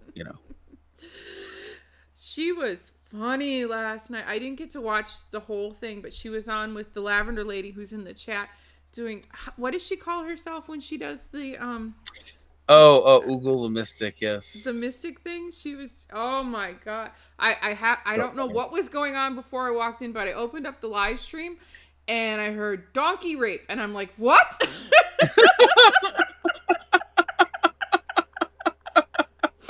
I'm like, wait, what? And it just got funnier from there. Yeah. She's entertaining. She's very entertaining. There's never a dull moment when Growly is around. No, I can imagine not. You'll find out. I can't wait. Just wait. The next GoFundMe will Snail. Get the Odinsons out of my house.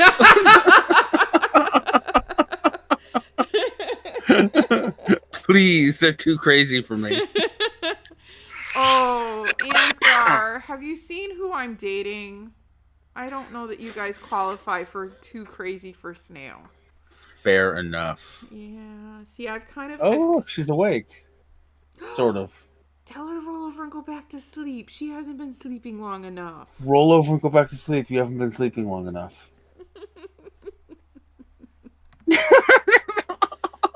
And she did.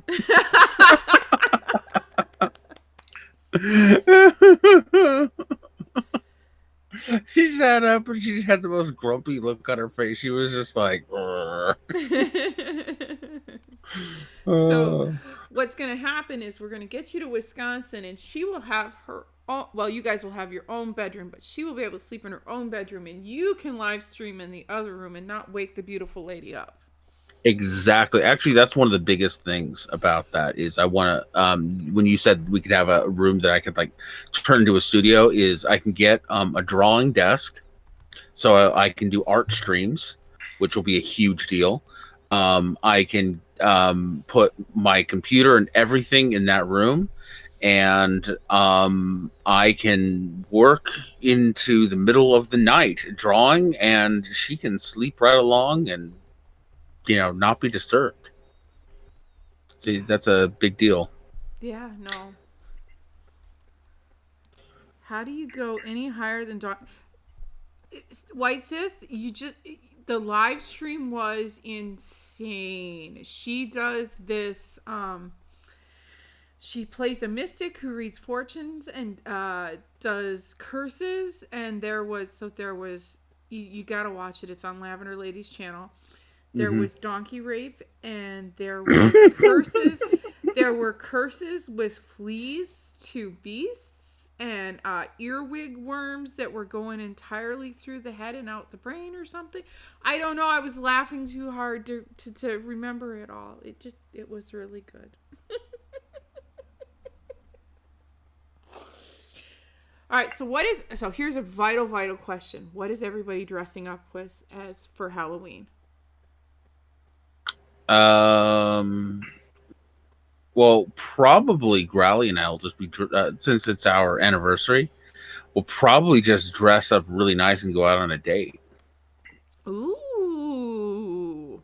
Yeah. Yeah. I haven't thought that far ahead. See, how can you not? I don't normally, I'm with him. I don't normally dress for Halloween, but we have orders at work. Not orders, but just... I am not a group activity person, people. I'm just not, okay? Okay. I like to hide in my house. But the group people at work have decided we're all dressing up as Disney characters. Oh, good Lord. Aw, that's lame. That's not Halloween. But, so I went and I was whining to the inmates about it. Mm-hmm. And Princess pointed out that Ripley is now a Disney character. So I'm gonna dress up as Ellen Ripley. Nice. Okay, I used to do a lot of Halloween costumes, but my Halloween costumes were designed to, let's say, piss people off. So I'll give you a couple examples, and then I'm probably gonna get hate mail for this, but I don't really care. So when Diana died, blocked. No. Okay, I went to like one of those places where you can like get shirts made. So I took the article, the headline, the picture from the newspaper, got that put up, got a little fedora, put on a jacket over the t-shirt, and put a little press thing, and went as a member of the paparazzi. And then saying I killed Diana, right? Because I had that picture, and then I put I killed Diana. The year of the Kursk submarine, so the Russian submarine that sank, and everyone died at the bottom of the ocean. Again, this is pretty rude on my part. I got some Dayglow paint that was safe, and got a little sailor hat, and wrote Russian Navy on a white T-shirt, and went as a crew member of the Kursk. That is kind of rudely morbid, but it is also kind of funny. But one year I crucified myself and went as Christ. Okay, no, that's just funny. And then, but now, like lately, what I've been doing, because I saw this T-shirt and it just made me laugh, and it says 2 horses in a man costume. So I've actually gone to a Halloween party wearing that. They're like, "What's your costume?" And I just pointed at it. I'm like, "Yeah, I'm going as the god. I'm going as someone who's dressing as two people dressed up as or two horses dressed up as a man." uh, Oh yeah, that's about it. we've got a couple new people. We've got Rock in the Rafael Ortega Cordero. Rock. He's actually one of my patrons. And we've got the White Sith has joined recently, so we're starting to collect some people. That's cool. Hi, I didn't see Rock come in. I did not realize that was him. I don't know his YouTube handle. I follow him. I don't think he's on YouTube. Well, he must be. He must have an account with a name on it. I mean, yeah. Just because that's so. When I first joined YouTube, because I wasn't on Twitter at that time, and I wanted to start making comments. If you want to make a comment that isn't really anonymous, you got to create an account. That's when I made up my name. The videos came like 4 months later. Are you guys going to be on for about another half hour or so? Because like I just need to go get something done. I'll be back in about half an hour. So if you're still on, I'll come back and join you. If we're not on here, it'll be on somebody else's channel. Right. Yeah, we're basically go on here until somebody picks up time on another channel. And Jim Majors said he wants a time slot, by the way. Okay. All right, whatever. If it's a different channel, just drop a link in the Twitter DMs. Yep. All right, cool. I'll speak to you guys in a bit. Thank you, man. It was fun. You too. See you again. Ansgar, I don't know what time Tim wants, but there are quite a few openings between me and Faye. So anytime he wants that, cool. He can let us know, and we'll pop him over. Well, I put Jim Majors in the DM group, so we can talk to him that way. Okay. Well, don't worry, Wonder Lady. We'll just play it by ear. We'll just like go ahead and take the time you were going to take. Now, the only thing is that it's been offered that at 5:00 Pacific time, the Great Debate Community wants to have me and Growly on there. So that'll probably go like an hour, maybe two, and that's a pretty big channel. So we'll do that at 5 to probably 6 or 7, and then you come back to all of us. Yeah. And for those who don't know what's going on here, like maybe Rock, I don't know. We're trying to raise money to get our car fixed after medical bills and all that stuff and get out of California. And so we're doing a raffle though. So Rock, if you're interested in getting original graphite art of any of the art that you're seeing or the video games or anything like that, if you make a donation, just let us know. In fact, here I'll put in the Twitter link that gives you all of the information. Here you go. That Twitter thread has all the information. Just go through all the stuff, and if you want, let us know, and we'll put you down for tickets, and we'll have a big raffle at the end of the night tonight, whenever that happens to be. Many hours from now. I'm sure we will all be exhausted and want to sleep for 80 days.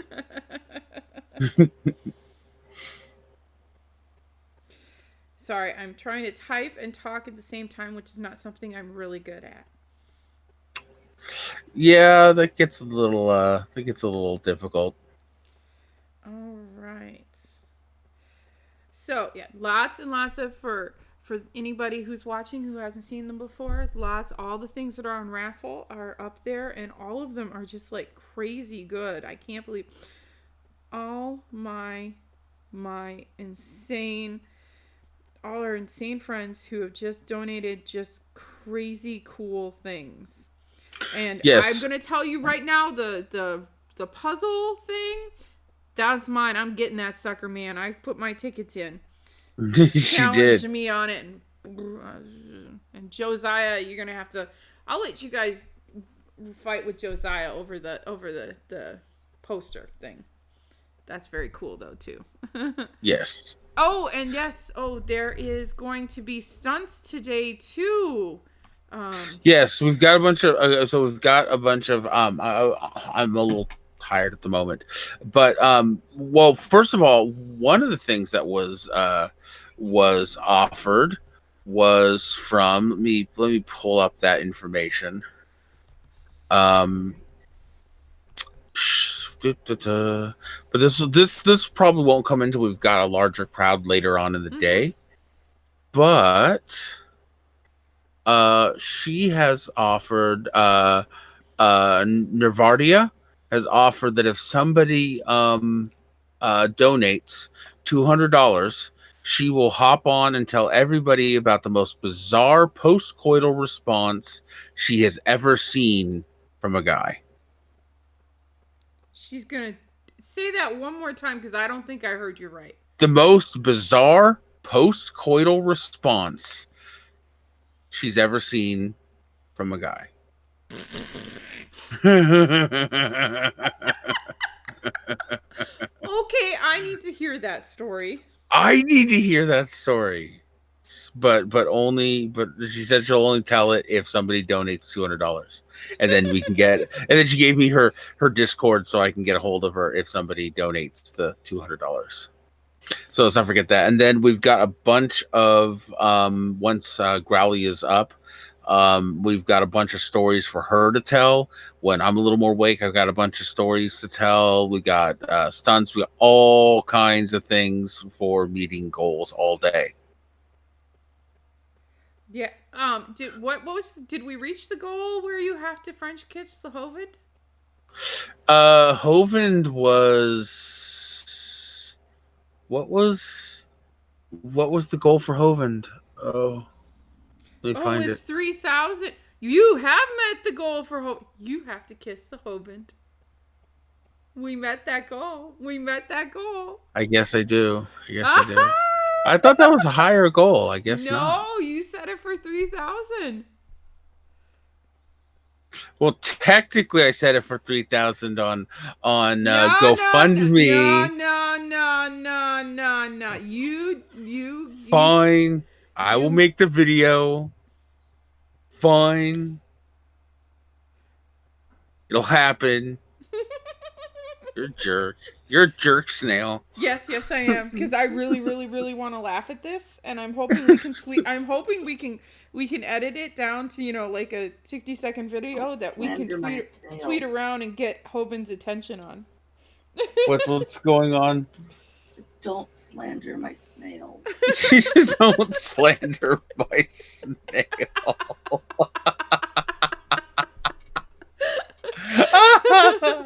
So anybody who doesn't know what we're referencing, it was the first night of the live streaming. How did we get on this? I don't remember. I don't know. But it was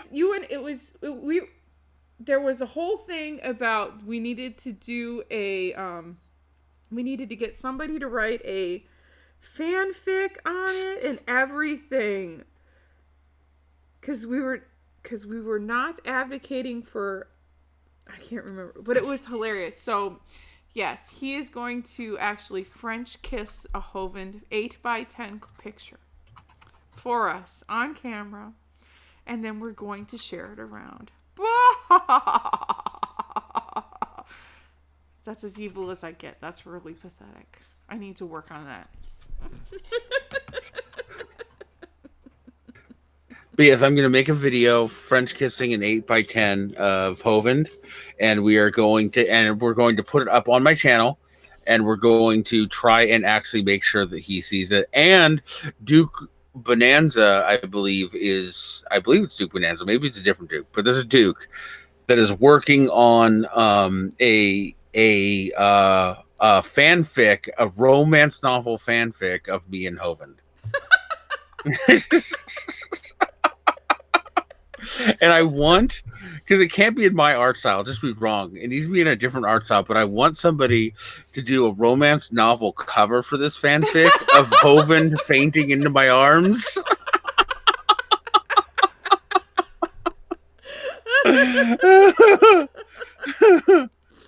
No. This is terribly awesome. It And really terrible. Oh, just to think, 100 years from now, I won't be immortalized in my art. I won't be immortalized in anything I said. I'll be immortalized in this horrible fanfic. That's how people will remember me. Oh, that's awesome. Oh, so terrible. It's terribly awesome is what it is. Yes. Oh, okay. Let's see here. Oh.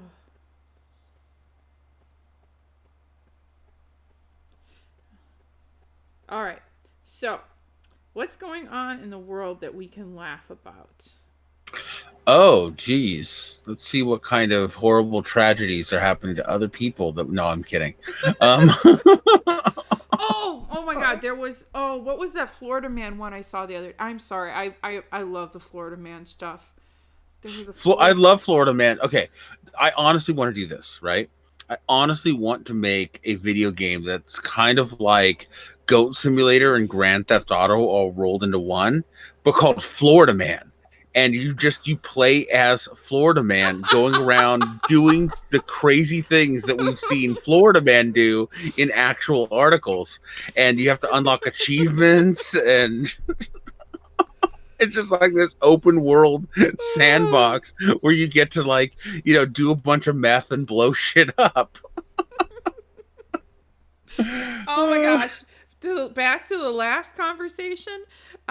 Lavender Lady suggested we call Chuck Tingle. And that's a good idea.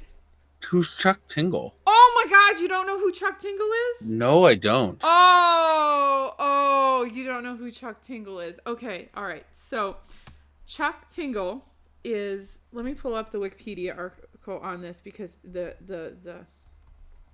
you know who the god-awful movie guys are? Yeah. So they also have a podcast called Citation Needed.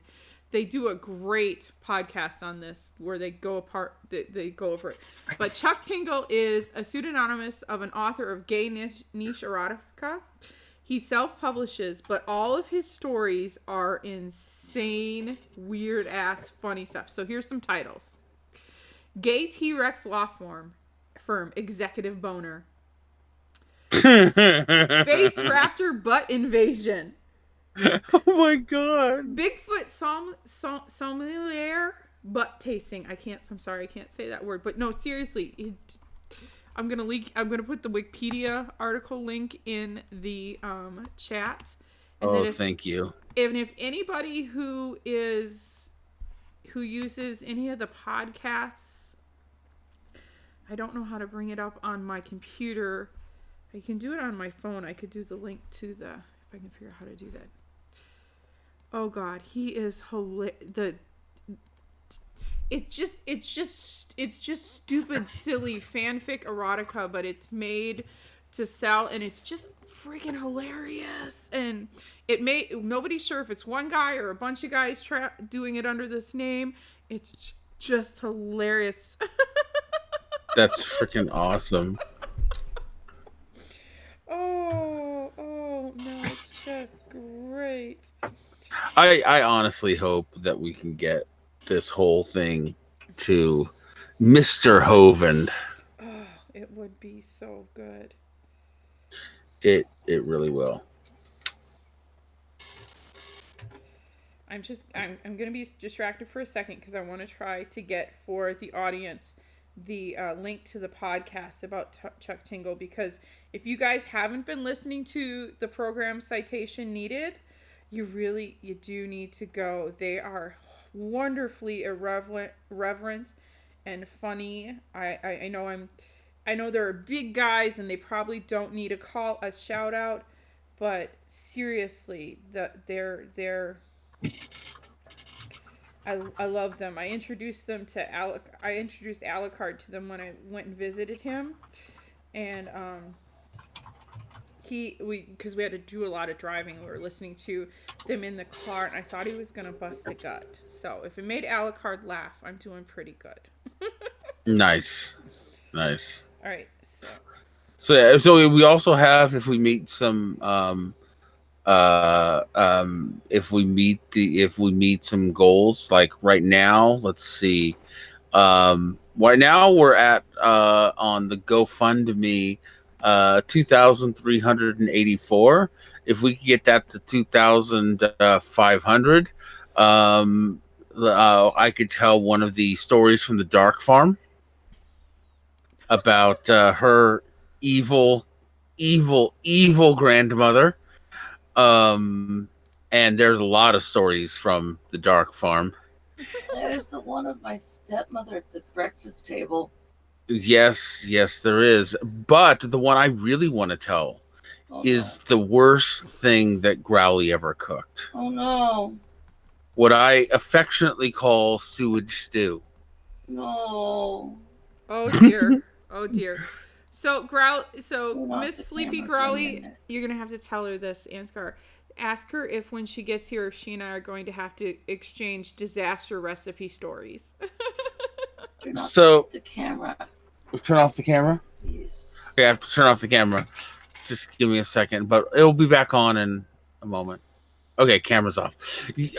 She wants to know if when you get there, if you're going to be exchanging disaster recipe stories. I made one cooking mistake. No, this was not a cooking mistake. This was a cooking holocaust. One. So if we get to 2,500 on the GoFundMe, we will tell the story. In fact, even if I'm asleep, she will wake me up to tell the story of sewage. So do not let anyone forget. You guys can watch the GoFundMe. Do not let her forget that once it gets to 2,500, I am waking up and we are telling the story of sewage stew.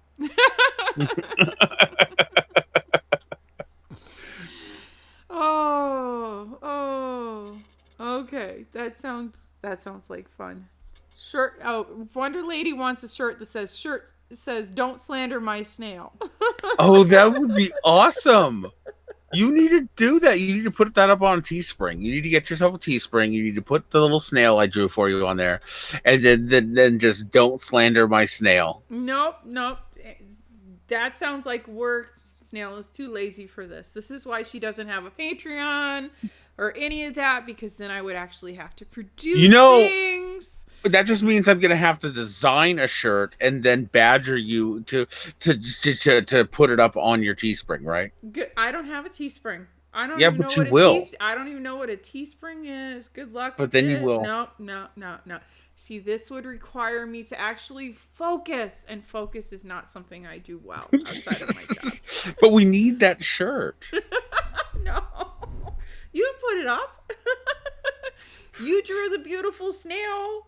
By the way, anybody who doesn't know that gorgeous snail that's avataring for me, he drew that thing. He did. Isn't that awesome? I love that snail. I love that snail too. It was a fun draw. I'd never drawn snail before. It was a fun thing to draw. Yeah. Oh, it turned out really awesome. And everybody wants the shirt. They want the shirt. Don't slander my snail. No.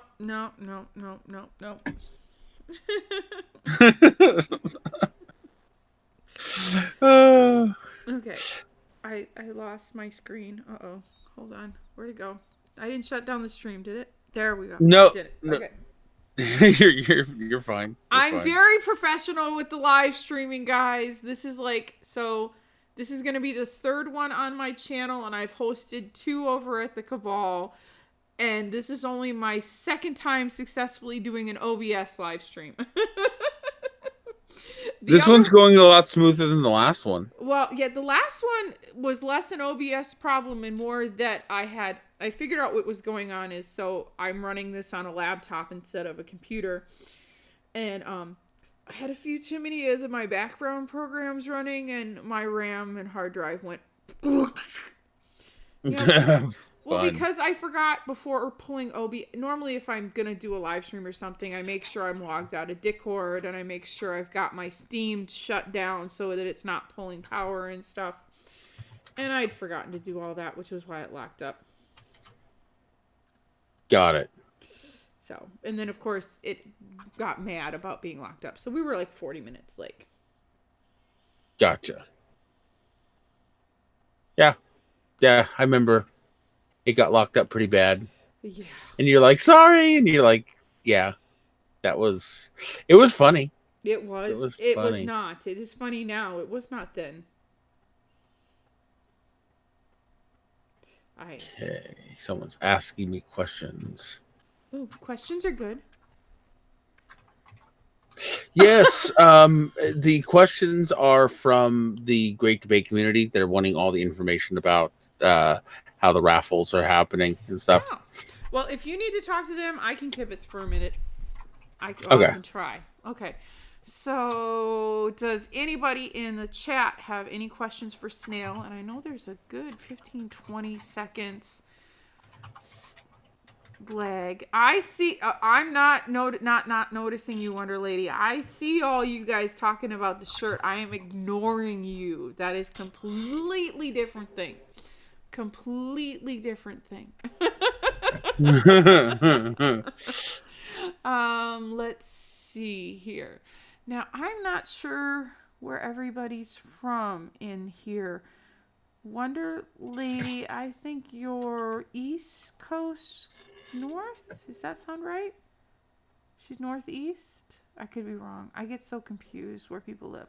But anyway, I live in Wisconsin, which I think is the greatest state and greatest place to live because we have 4 seasons and we are now coming into fall. And it is almost time for perfect leaf peeping weather. So what you're going to probably see if it turns out nice this year is my Twitter feed will suddenly turn into pictures of colored leaves because I really like fall because it's pretty. Oh, Raffle is Mexican and in Mexico. Where in Mexico, Raffle? And yes, I do like anime, but I am much more into oh my god, what did I just say? Manga? I added so many wrong vowels there. What is wrong with my mouth? What is wrong? I am much more into because I like the written format much better, so I'm much more into that. But I am also not. Ooh, we're only $100 away from me telling the sewage stew story now. Woohoo! Aw, I'm sorry Autumn makes you sad, Lavender Lady, because I love it. It makes me happy. Me too. I love autumn. I kind of love all the seasons in one way or another, because snow is great. The 50 below weather last winter was not great. I could not do that again for a while and I would be happy. I like spring. I don't like mud, but I like spring. Summer is awesome if I have time to go kayaking, which I didn't this year. But it was still a pretty good summer. But there's just so much fun to do in all of it. But so anime, I do like a little bit of anime. Well, like I said, I'm more. You like Tenchi? I don't. Okay. So, like I said, I'm more into, really offshoot anime that isn't necessarily. Some of it's very mainstream and some of it is not. Some of the mainstream stuff I like is like the Wallflower, and then the what now? The Wallflower. I cannot Never say. heard of it. I cannot say the name in Japanese, so I'm not even gonna try. But it's this awesome little story. High schoolers, of course, but it is these 4 cute hot guys are forced to live in a mansion, and they have to make this goth girl normal. But of course they never do that, and she is a classic Japanese lady. So she's a goth. She's into all the dark fantasy goth crazy stuff. But she also house cleans and cooks and does all the normal stuff like a crazy thing. And what happens, of course, is she doesn't quite get them into goth, but she makes these guys better, and they don't really do anything to her character. So it's really quite funny. I'm not describing it very well at all, but it's very funny, and I can't say the name. There was actually a really good live action Japanese live action of the show, but they aged the characters up to college, and they did it really well. Not everybody, you can't always transition stories like that well, and these guys did a good job. Nice. I'm going to see if I can find the wiki article on it. And then there's Tenchi's one of my all-time old favorites, and I'll give a single cam. Tenchi's one of my all-time old favorites. So is Elfen Lied. That was really good, really beautifully done. I really like the art in Elfen Lied. I don't know why I couldn't get into the story. Raffle, it was a good live action, actually. The anime series wasn't bad, but the live action was better, and I don't know why. I was really surprised by that. Both the manga and the anime for Outlander was really good. Yeah. Yeah, I really like that one. Really bizarre and funny and quirky. So, dug that. Yeah, most of the stuff that I like in anime is from like the 90s and early 2000s, and I kind of fell out when anime. Well, what happened was anime became so popular that, like, okay, at first when anime was being imported into the West, it was really only the stuff they were willing to take a risk on importing, right? Mm-hmm. The stuff that they knew they had a good, quality series. Then what happened was, as it became more and more popular, they knew they could just import anything, and pretty soon we were just flooded with all kinds of crap. And so now, the other thing is that there is the new trend of being bizarre just for the sake of being bizarre without any real purpose, and I'm not really into that. Yeah. I like Hellsing. I wasn't sure I was going to, and here's something that some people who know Hellsing will disagree with me on. I actually like Hellsing Ultimate over the what's the other one? The short one where they cut it down and they made it funny. The fan group that did it. It's really good, but it's not as funny as the full story. I like the full story better. I'm crazy.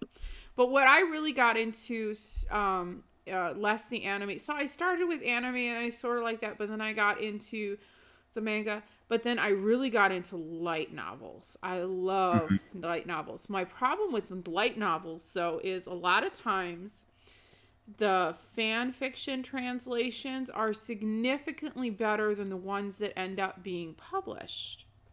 Have you heard of Haruhi Suzumiya? No. Okay, so it's this crazy off-the-wall story. Basically, she might be a god and have invented the world, but it's not told from her point of view. It's told from a point of view of a character who's around her. So it's insane. And he has no powers and everybody else does. Right. But I got into it by reading the fan translation. And the fan translation, they kept all the honorifics and all the very Japanese cultural stuff that makes this that you have to get the flavor of the story. And it was lovely. Right. And I read all 10 of them online on this horrible old webs. It was wonderful. A whole group of people had helped with the translation. And the whole story came through full flavor, it was addicting, right? And then it was but I couldn't buy it. The book, but then it was suddenly for sale in the States. And I'm like, oh, I got to buy that and support the author. The official translation, they stripped, I don't know who translated, but they stripped all the honor, they I don't want to say sanitized, they Americanized it to try to make it understandable for Americans. And see, I hate it when they do that. Instead of putting in, when you do a good translation, you put in the front of the story. It's like, okay, if you don't know about this culture, this is why this. You spend 2 pages going, these are what all this honorifics means, and this is what you learn about the person by having this in there. And and they screwed the story up. I still bought the books because I wanted to support the author. Mm-hmm. But I actually wrote the publishers and said, you messed this up, and you took a story that is wonderful and addicting, and you made it, because they did, by pulling the culture out of it, the story didn't sell nearly as well. So I'm sorry, I get ranty about this kind of thing. I can't, because I don't have any skills in language. I have tried to learn languages multiple times and it doesn't stick.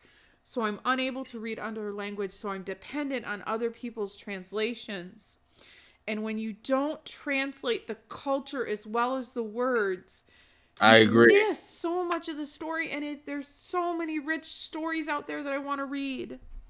You know, one of the things, speaking of that, one of the things that really irritates me that's going on in Hollywood right now is they keep saying they want representation, but instead of going and finding cultural stories from around the world that actually will represent different cultures from around the world, they're just like, let's take this same old, European story that we've told 1,000 times and we'll just cast a darker skinned actor. That makes it representative. No, it fucking doesn't. It's still intrinsically a European story. Fucking go to places like Africa, go to places like South America, go to places like India, find the folk tales there, find their culture, learn about their folklore. Why don't you put that on screen? Give us some new shit instead of telling the same 8 stories over and over and over. The representation thing, I got a little rant about that. And so a couple of years ago, maybe a year and a half ago, some guy wrote a blog post, or it might have been in like a New York Times or something, about why Apu is racist and why it hurts his feelings as an Indian person. Okay, I was born in India. Family moved here when I was 6. That was the end of 75. All right, within 6 months of being here, my father bought a convenience store and started running a convenience store. And he did that for 4 or 5 years until he got enough money, and then him and his friends started up a factory. But I'm like, okay, you know what? Apu on The Simpsons, the guy works hard. He looks after his family. He's doing a job. And, you're talking about representation and shit. Like, my dad was Apu. Where's my representation then? Asshole. There you go. It's ridiculous.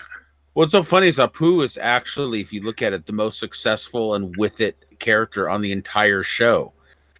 Everybody else are failures and deadbeats and stuff like that. And here's the only guy with a successful marriage who's good to his wife, who's a successful business owner and makes everybody else look terrible. You know what I mean? He's awesome. Yeah, but I mean, like that kind of stuff. I'm just like, come on. Yeah. Well, and yeah. No, it's just, I love the written words. So, Ansgar, when you and Growly get here, you will find I turned a spare bedroom into a library. Because so awesome. I raid used bookshops because I still love the feel. Don't get me wrong. I do you actually raid them? Do you go in with Viking horns and turn over tables and? No, I go in with money and go, hi, can I buy? So that's that's as close as I get to a raid. But what I forgot where I was going with this. But I love the written word, and I always want more stories and more things. And it one of the reasons I want to learn other languages is I want to be able to read stories in other languages, because a lot of times when I read translations, they're so bad because they focus so close on translating exactly the words that they forget that it's okay to go, okay, this, so what's a colloquialism? I can't think of it. That some colloquialism we use in America doesn't translate into Japanese. So find a colloquialism in Japanese that means the same thing and substitute so you get the same feel. Right. Okay. I'll give you an example of what you're talking about using French. Because I speak French. I read and write French and English. And I must prefer to read the book in French.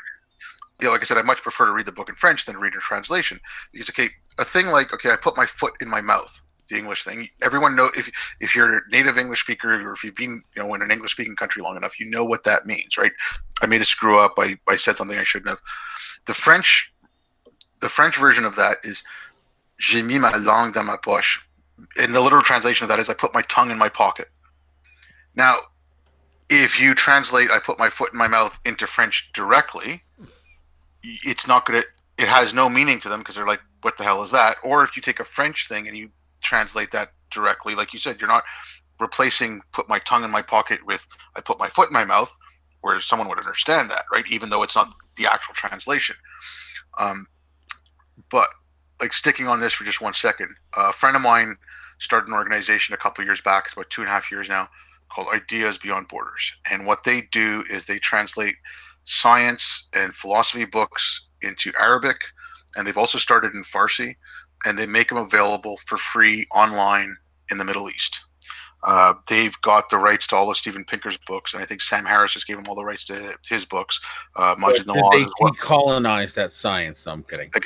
Yeah, whatever. Let's not even get there. But so, and then they put out a call. Like he's from Iraq. The guy, he was born in Iraq. He grew up under Saddam. Ended up in the United States under as a refugee. Just became a citizen this year.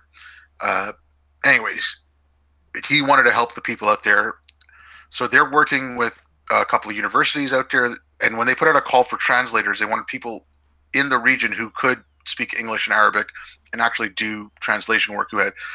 He said when they put out the ad, in the first day, he got something like 20,000 applicants from the region.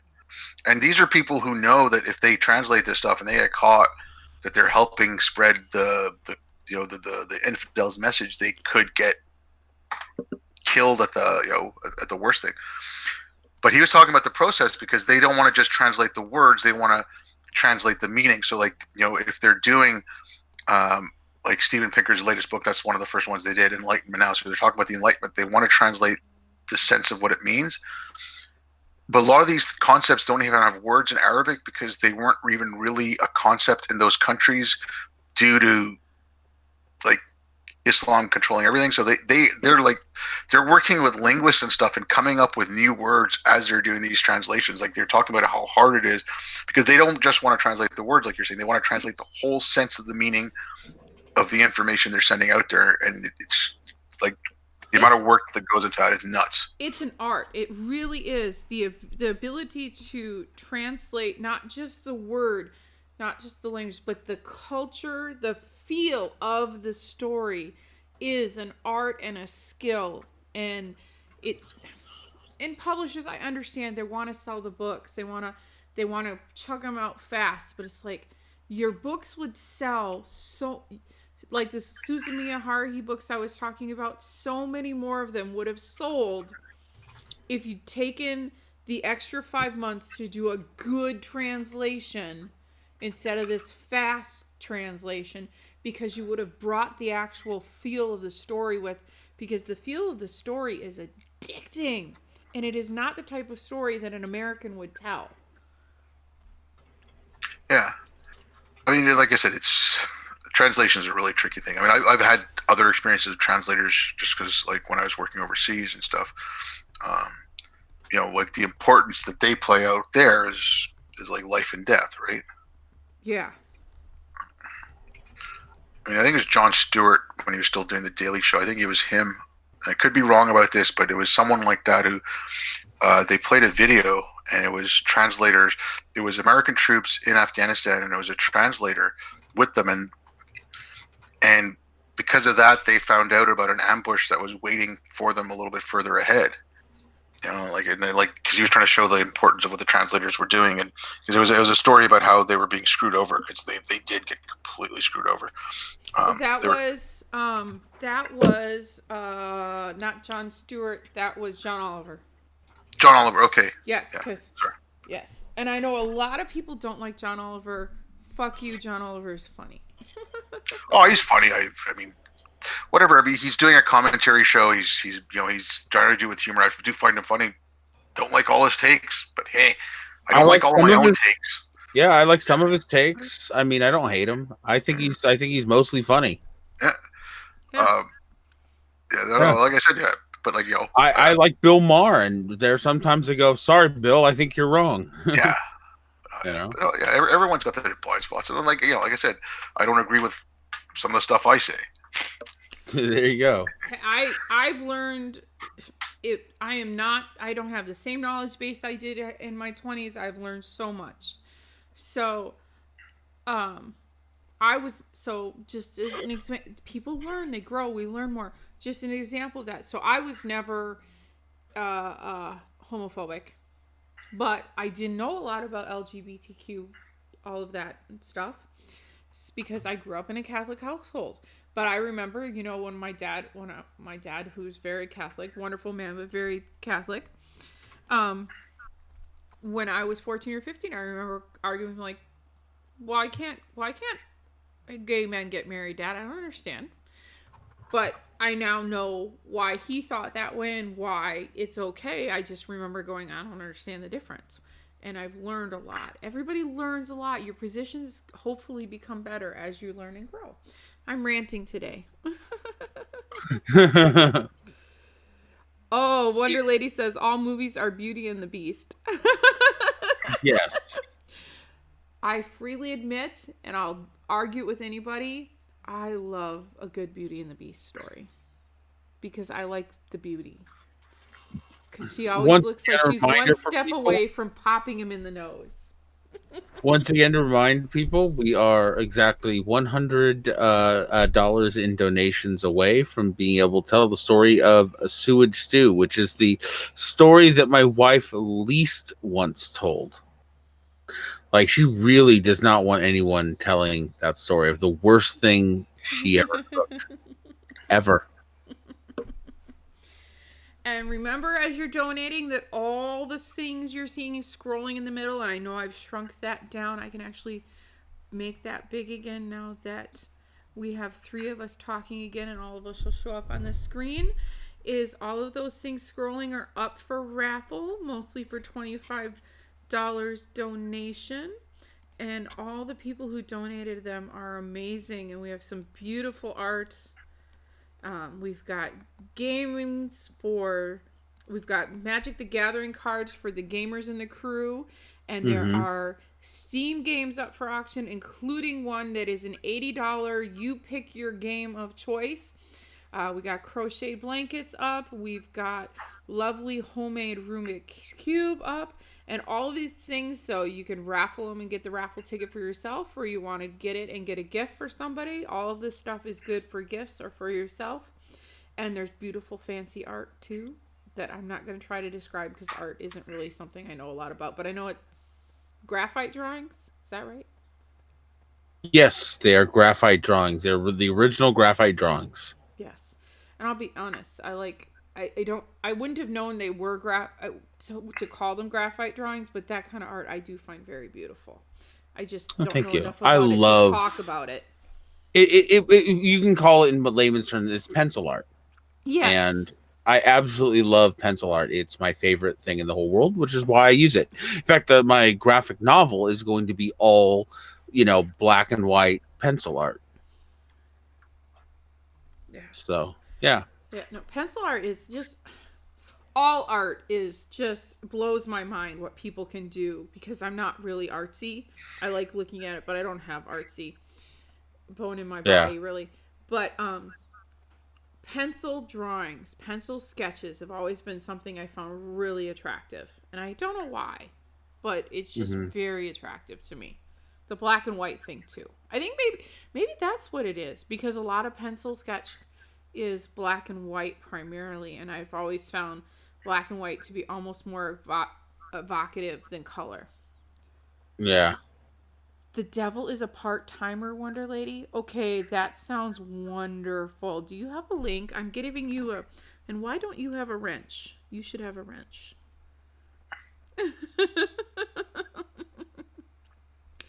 Oh, Ansgar, Ziggy's in love with your voice. Oh.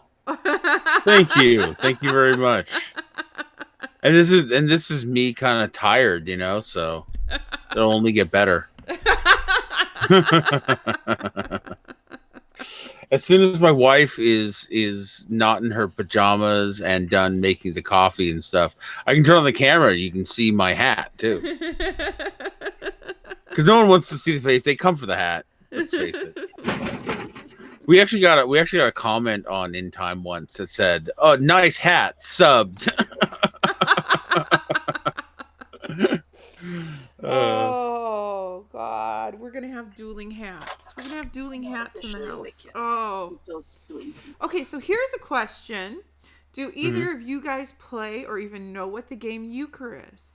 Yep. Euchre's awesome. Nope. We passed many a night on Canadian bases playing euchre. Oh, thank God, somebody who knows how to play real cards. Oh. Euchre's a fun game.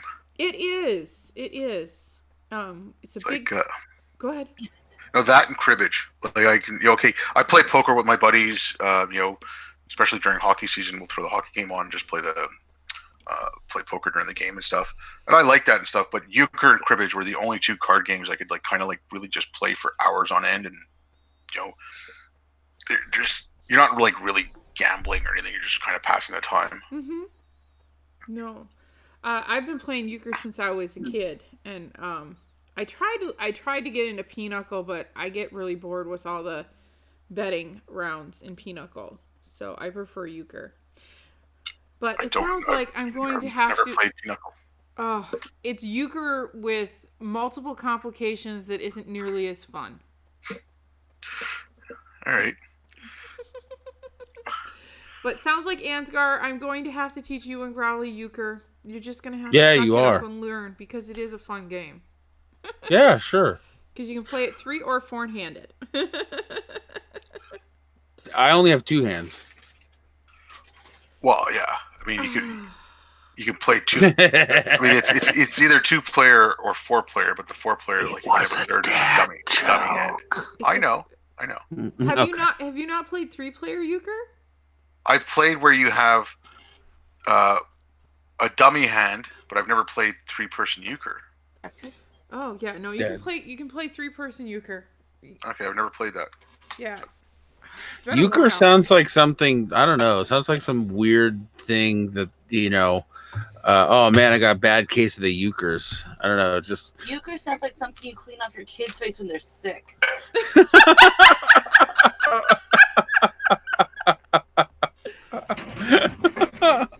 Okay, also with euchre, you only play from 9 to... You only use the cards from 9 to ace. And it goes fairly quickly, but yeah, it's basically you have like a Trump suit. And you're just trying to win. Trump.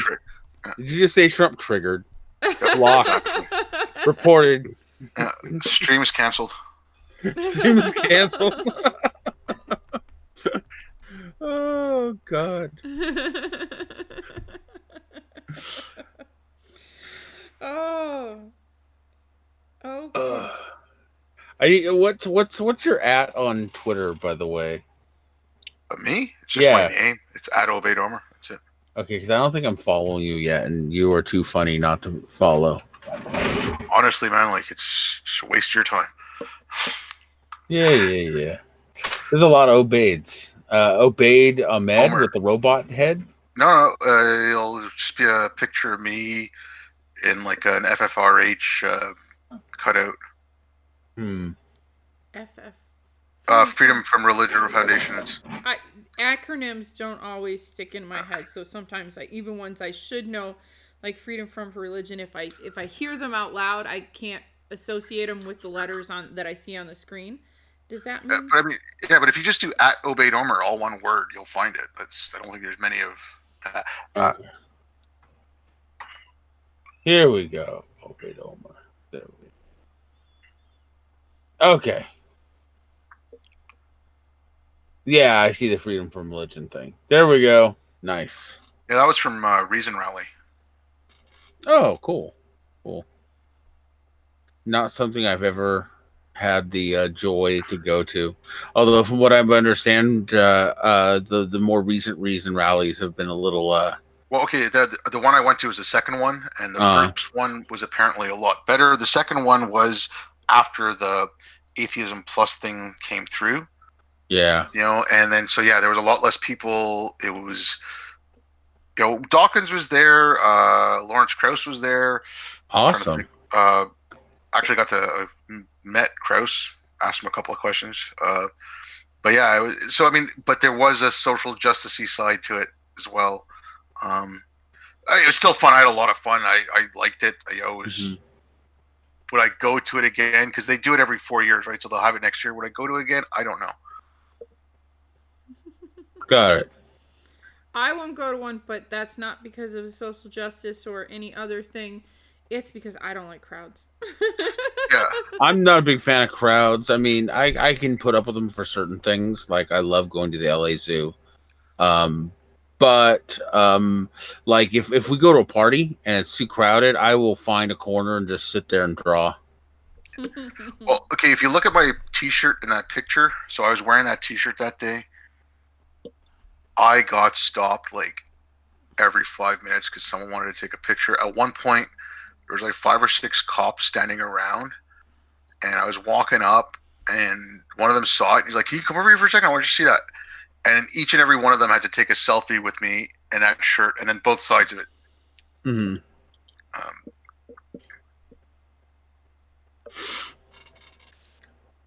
I don't know if you can see it, but anyways, on the front of it, it says there's a picture of the Prophet Muhammad on the back of my shirt. And on the back, it says, "No, there isn't. Just kidding. Please don't kill me. Praise Allah."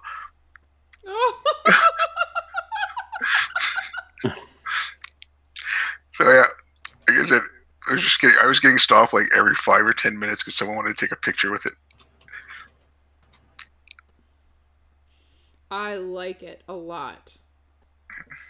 I like it. That's awesome.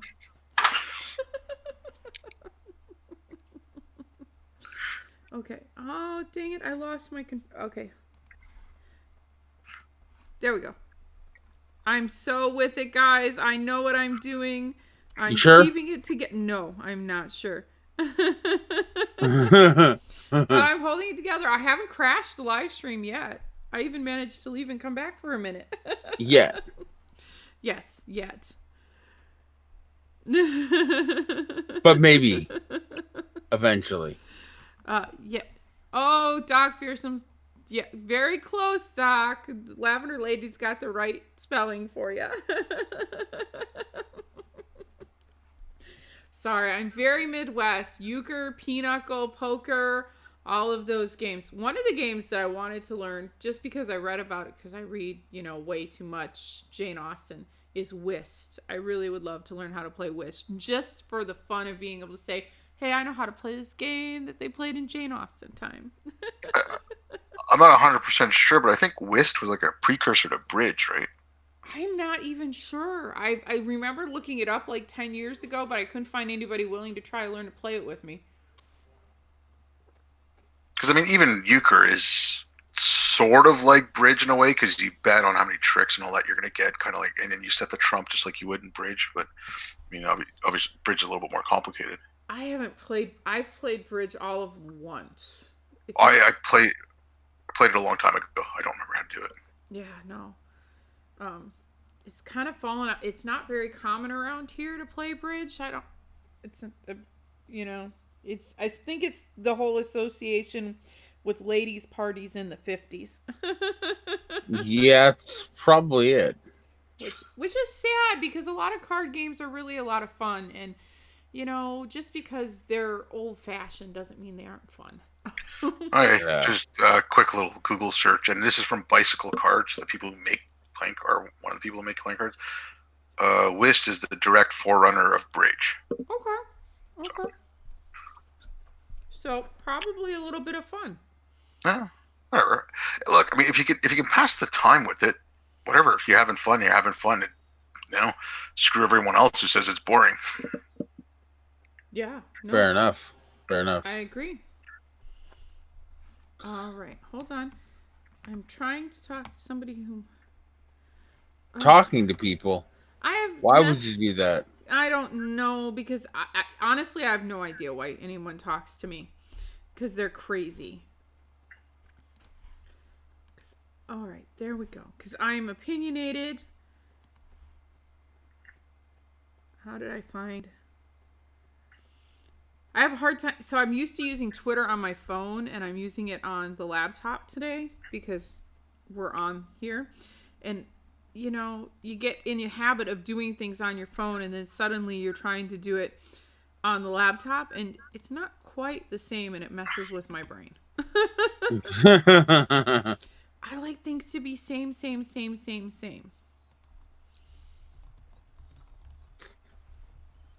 Yeah, well, you know. I know.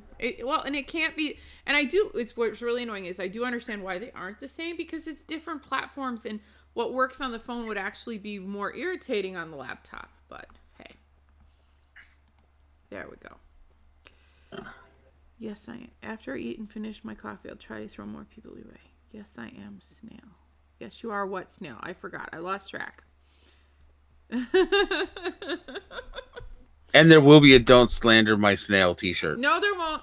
Ignore him. Yes, there will. Ignore him. Ignore him. Yep. Ignore him. It will exist. We're all autistic here. We're all definitely some level of insane. I will give you that. That's right. Badger's here. Badger's not Hey, here. Badger, what's up? Hello, everybody. Hello. How are you this fine autumn, is it now? Are we in autumn yet? Yes. Nope. September 21st. There. I gotta cut everybody How back. would I combine summer and autumn? How are you this fine autumnar day? Tired, but okay. Having fun. How about you?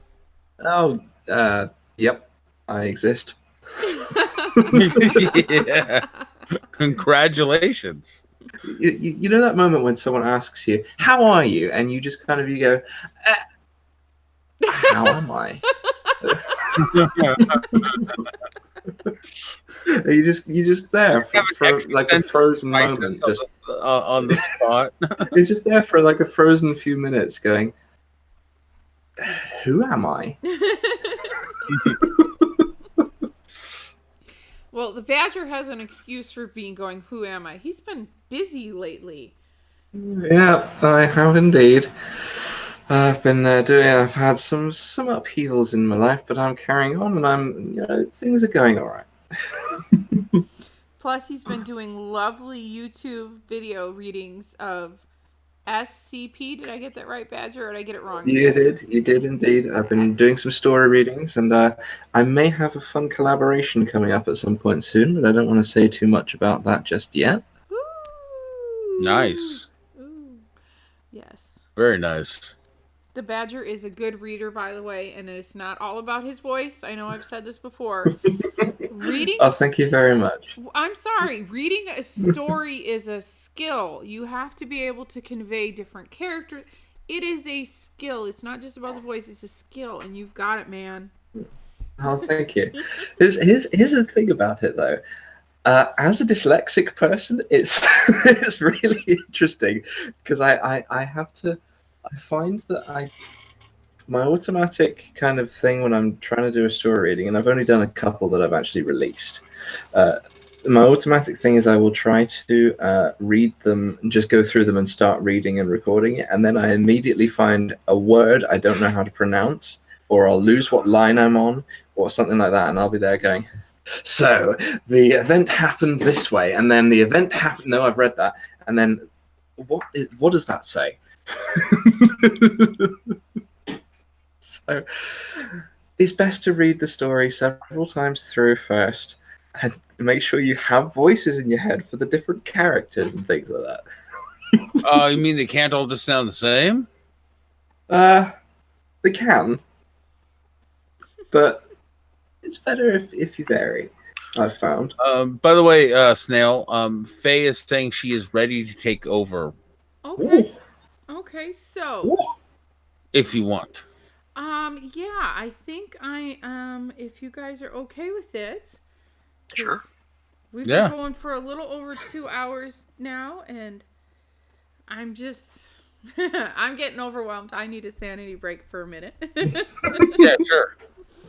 And I'm sorry, Badger, you just got on and I'm tossing you to face. So how do we do the toss off here? So get her to get as a Brit, Yeah, the however you toss like. off. Yeah. Oh, okay.